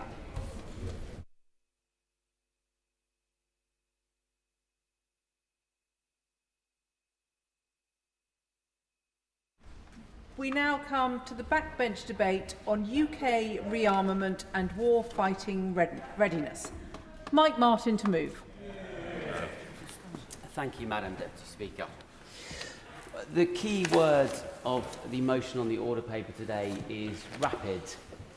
Rapid rearmament, not eventual rearmament, not rearmaments with an asterisk, rapid rearmament.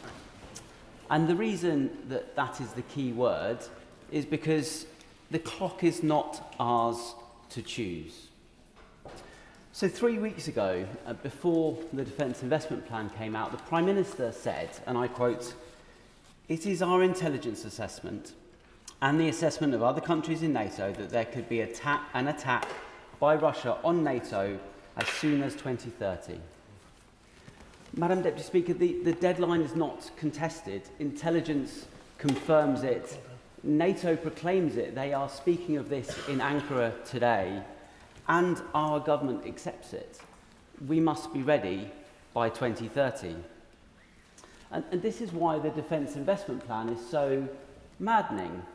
I've read it from cover to cover. I'm that kind of guy, and I cannot wrap my head around it. It fails the test of its own threat assessment. It does not go far enough, and what it does do, it does too slowly, and large parts of it are unfunded. Madam Deputy Speaker, it is too little, too late, and there is not enough cash. So it's worth considering how this plan came into being. So Lord Robertson, who was the lead author of the Strategic Defence Review, wanted to have the DIP, so that's the money bit, as an annex to the SDR. And this is really good practice when you're making strategy. You set out a vision, that's the SDR, and then you set out your DIP, your investment plan, that's the resources. And if you don't have the resources to deliver your vision, you either need to downgrade your vision somewhat, or you need to increase your resources. And this decoupling of the two by a year, the vision in the SDR a year ago, and the money, the resources in a DIP just recently, is the greatest failure of statecraft committed by this Labour government in the 2 years that it has been in office. So allow me, Madam Deputy Speaker, to speak about the money in some detail. I think quite well ventilated in the media is the £4.7 billion that quite blatantly is to be found in the next budget in the autumn. And whilst the Right Honourable Member for Makerfield has said that he intends to fund defence seriously, he has not specifically said that he will find those sums in that budget. And as the government repeatedly tells us, defence of the realm is the most important duty of any government. So why is £5 billion of that sacred duty in the next Chancellor, persons unknown at this point, why is it in their in-tray? Secondly, I'd like to talk about these efficiency savings, £10.7 billion of them. And the chair of the Public Accounts Committee, when he was sitting just over there, called this the oldest accounting trick in the book. And if you dig just one layer below and look at the detail of this, 2.4 billion of that £10.7 billion are what the MOD calls high maturity initiatives. That's a quote. And I find it's always worth really looking into what the MOD says, because the remaining 8.4 billion of that nearly £11 billion of efficiency savings is what the MOD calls lower maturity plans. Lower maturity plans, Madam Deputy Speaker, is MOD speak for we haven't worked out how to deliver those savings yet. And thirdly, and most egregiously, and this is the theme that I will keep returning to, is that this is a dip of two halves. We have the period from now until 2030, and this is covered by the current spending review, subject to the caveats that I laid out earlier. But there is a further bit from 2030 to 2035 that has to be confirmed in a forthcoming spending review. And so if a future Chancellor or Prime Minister doesn't agree to those sums going into the next spending review, due in the spring of 2027, one assumes, then the dip doesn't exist. It's just an unfunded piece of paper. I will give way. I thank the Honourable Member for giving way, and he's making an excellent speech. Would he agree with me that not only does that near-term investment period cover until the next election, the first 4 years, the second half, the longer-term investment period, covers the next 5 years, all the way up to 2035. But the DIP is a 10-year plan, and so should in fact go beyond 2035 and beyond 2 elections' time to 2036. And it clearly does not mention that because the number 2036 does not appear in the Defence Investment Plan once.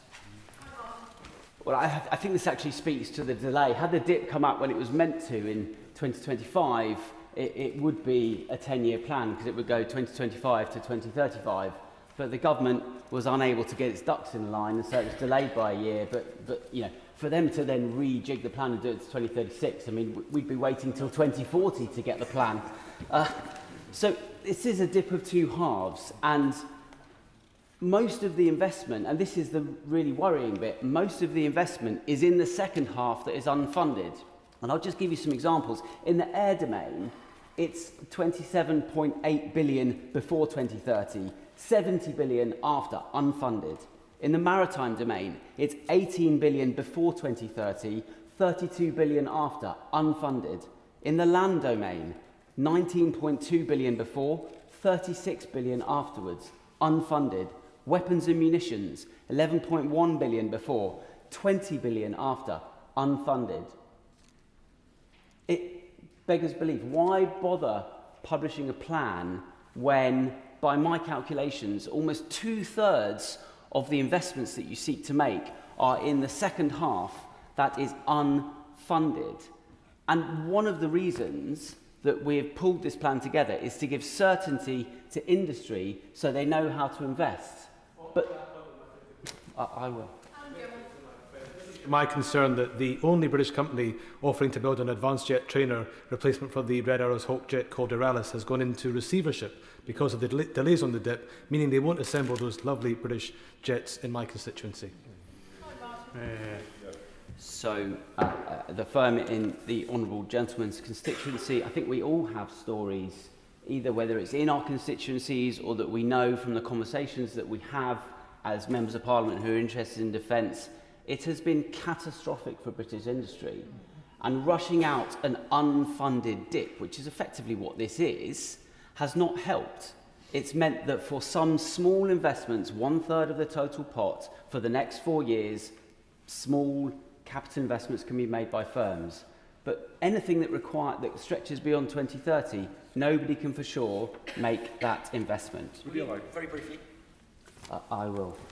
And then I thank him. He's making a very accurate critique. Is he aware that at lunchtime today, the Treasury Select Committee, led by the redoubtable Honourable Lady for Hackney, were looking at defence funding, and in that hearing, barely an hour ago, the Chief Secretary to the Treasury admitted, under persistent questioning, the government has done no work on how to get to 3.5% of GDP on defence.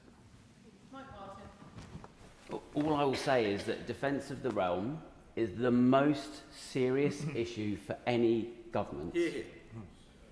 And I will... He's very kind, Madam Deputy Speaker, because he's right in the middle of unpicking the DIP thread by thread. But does he agree with me that we need to look at the manifest and substantial disappointment that we and all of the people in uniform see in the DIP now that it's announced, and try and reconcile that with how delayed it was? What does he think the government were doing, given that there's so many black holes and missing spaces in the DIP? What does he think they were debating over those 11 months that the DIP was delayed? The original sin is the divorcing of the Strategic Defence Review and the DIP, the vision from the resources. And for the previous year, the department has first been arguing with itself about whether it can downgrade some of the things in the Strategic Defence Review. And there are a couple of things where that's happened, as I'll come to those.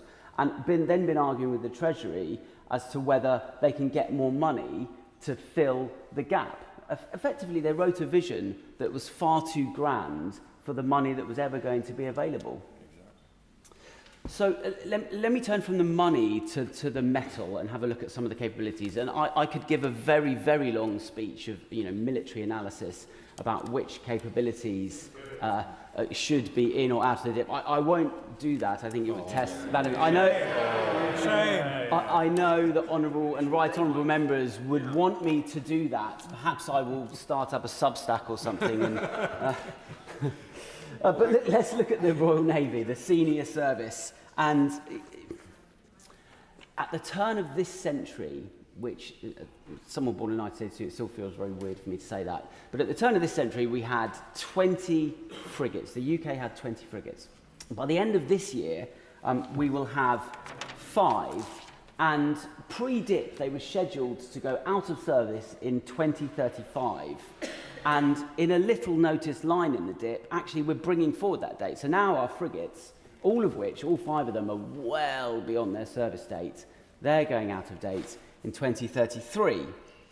And their replacements, the Type 26s and the Type 23s, are going to be coming into service, you guessed it, between 2030 and 2035. So what we have is old ships retiring on a fixed schedule and new ships coming in on an unfunded one. And by my back of a fag packet maths, Madam Deputy Speaker, and to be honest, it's probably about the same quality of analysis as is going in the MOD under this government, but we will have 3 frigates in 2030. And this is the year, supposedly, according to our own intelligence assessments, of maximum Russian threat against NATO. We need a frigate to protect our cables. We need a frigate to get the carrier group out at sea. We need a frigate for our deterrent. And rule of 3s, for every 3 ships, you can only have 1 at sea at any one time. That's 9 frigates. And there's no contingency in that. So if anything else kicks off in the Middle East or anywhere else, there's no contingency. But you can see straight away that there's a huge gap, the frigate gap, as many are calling it. And the DIP has made the frigate gap much worse. And the picture with our current Type 45 destroyers and their replacements is not much better. So our Type 45s, which provide air defence primarily, we had one parked in the Thames Estuary to defend the Olympics in 2012, for instance, because we don't have any other air defence. They go out of service from 2035. And their replacements are meant to be these crude common combat vessels like motherships, and around them are meant to be arranged various autonomous ships that provide missiles or sensors or underwater, above water. So there's a whole fleet of different ships that are meant to replace the destroyers and some other elements of a navy. This was the hybrid navy that was much touted last week with the media around the dip. And to be clear to the House, I am totally in favour of moving towards autonomy as fast as we possibly can. It is worth saying, however, that the maritime domain is the most difficult domain to do autonomy in, particularly the High North. I have spent quite a lot of time at sea, and I can tell you, everything breaks all the time. And there is a reason why the maritime domain is the last domain to be autonomised. We started with air because that's quite predictable, quite easy to do. They still don't fly in bad weather. And then we went on to ground stuff to pick up casualties and drop off ammunition. But the idea that we can, and these new ships, these common combat vessels, are PowerPoints at the moment. So we expect to go from PowerPoints to power projection on the high seas in 9 years, with not just one class of ships, but several classes of ships that have to work together. That seems quite risky to me.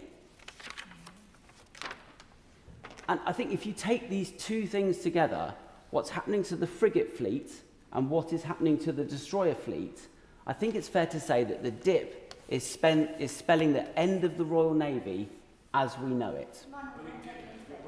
I will to the former Minister. Thank you, Madam Deputy Speaker. Would the honourable gentleman agree with me that from sail to ironclad, ironclad to dreadnought, dreadnought to highly capable frigate, we need to make the next generational leap? And if we find ourselves caught into programmes now that deliver last year's capability, we will remove any wriggle room or space to make that jump into autonomy and automation. I absolutely do agree with everything the member for Birmingham, Selly Oak, has just said. Thank you. However, all I'm highlighting is that on past performance, to go from PowerPoints to ships at sea in 9 years for several classes of ship seems extremely risky. And moreover, come back to the dip. Only £1.3 billion has been set aside in this first funded period to set up that entire class of ships, and the remainder of the investment falls beyond 2030. And so it seems risky. I want to move to autonomy. I think that's the right thing to do, but that seems like an incredibly risky bet. My honourable friend, go away. I will make a little bit of progress, and then I will, if that's okay.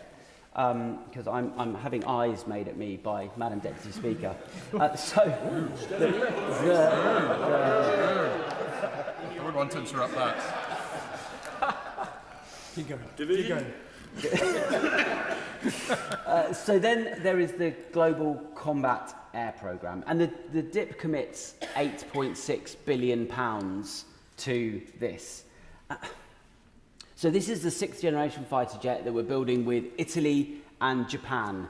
And it's, well, really, we're probably going to get these in service sometime after 2040. And it's a manned fighter jet.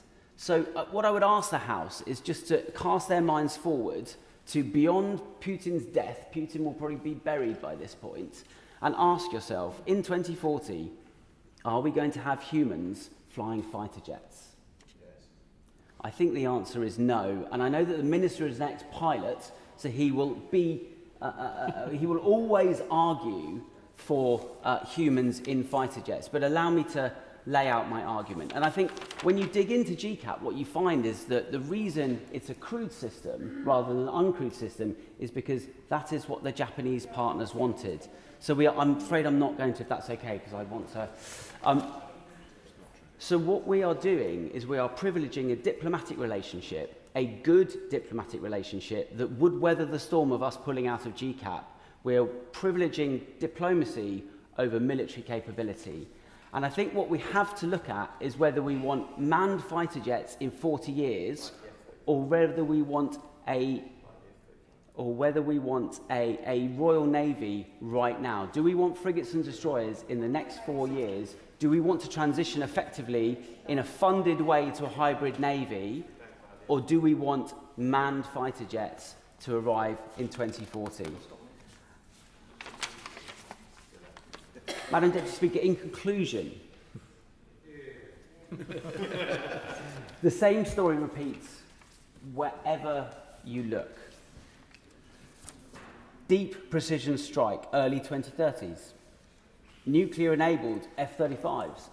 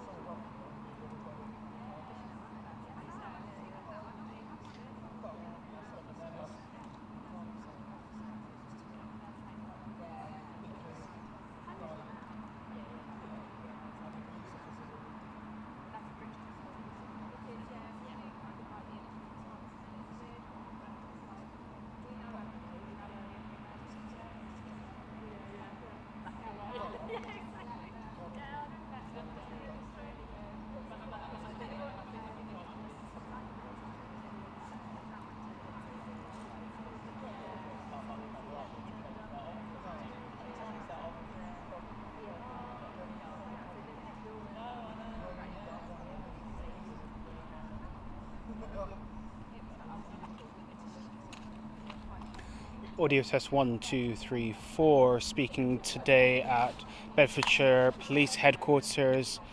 1, 2, 3, 4.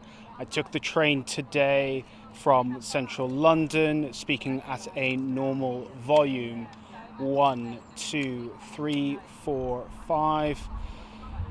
1, 2, 3, 4, 5. Normal speaking volume is about here.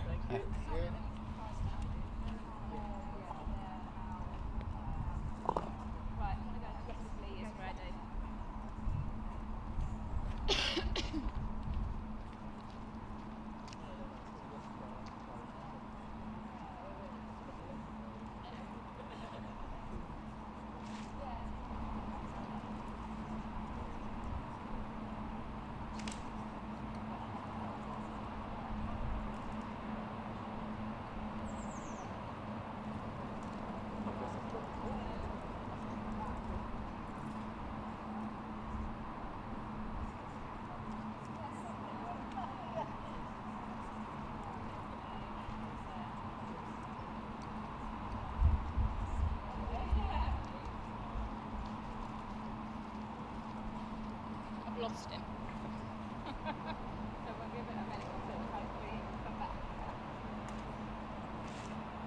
Hopefully he doesn't.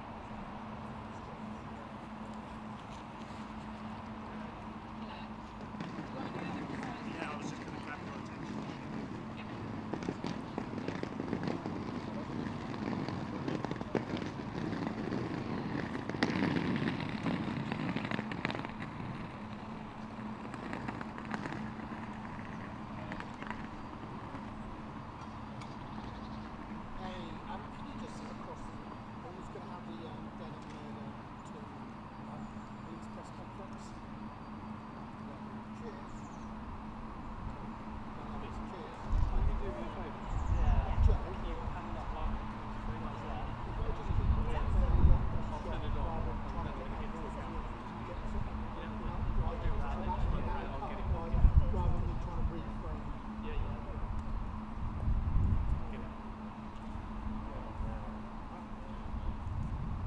Won't be doing that much.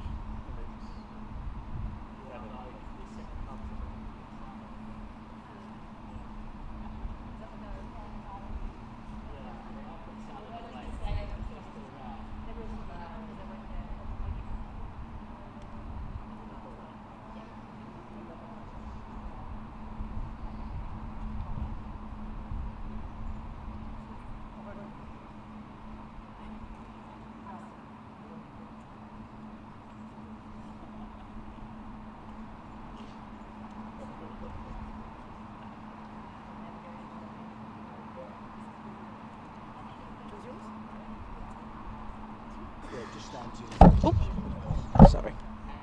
Yes, 1, 2, 3. Can you hear me? Yep.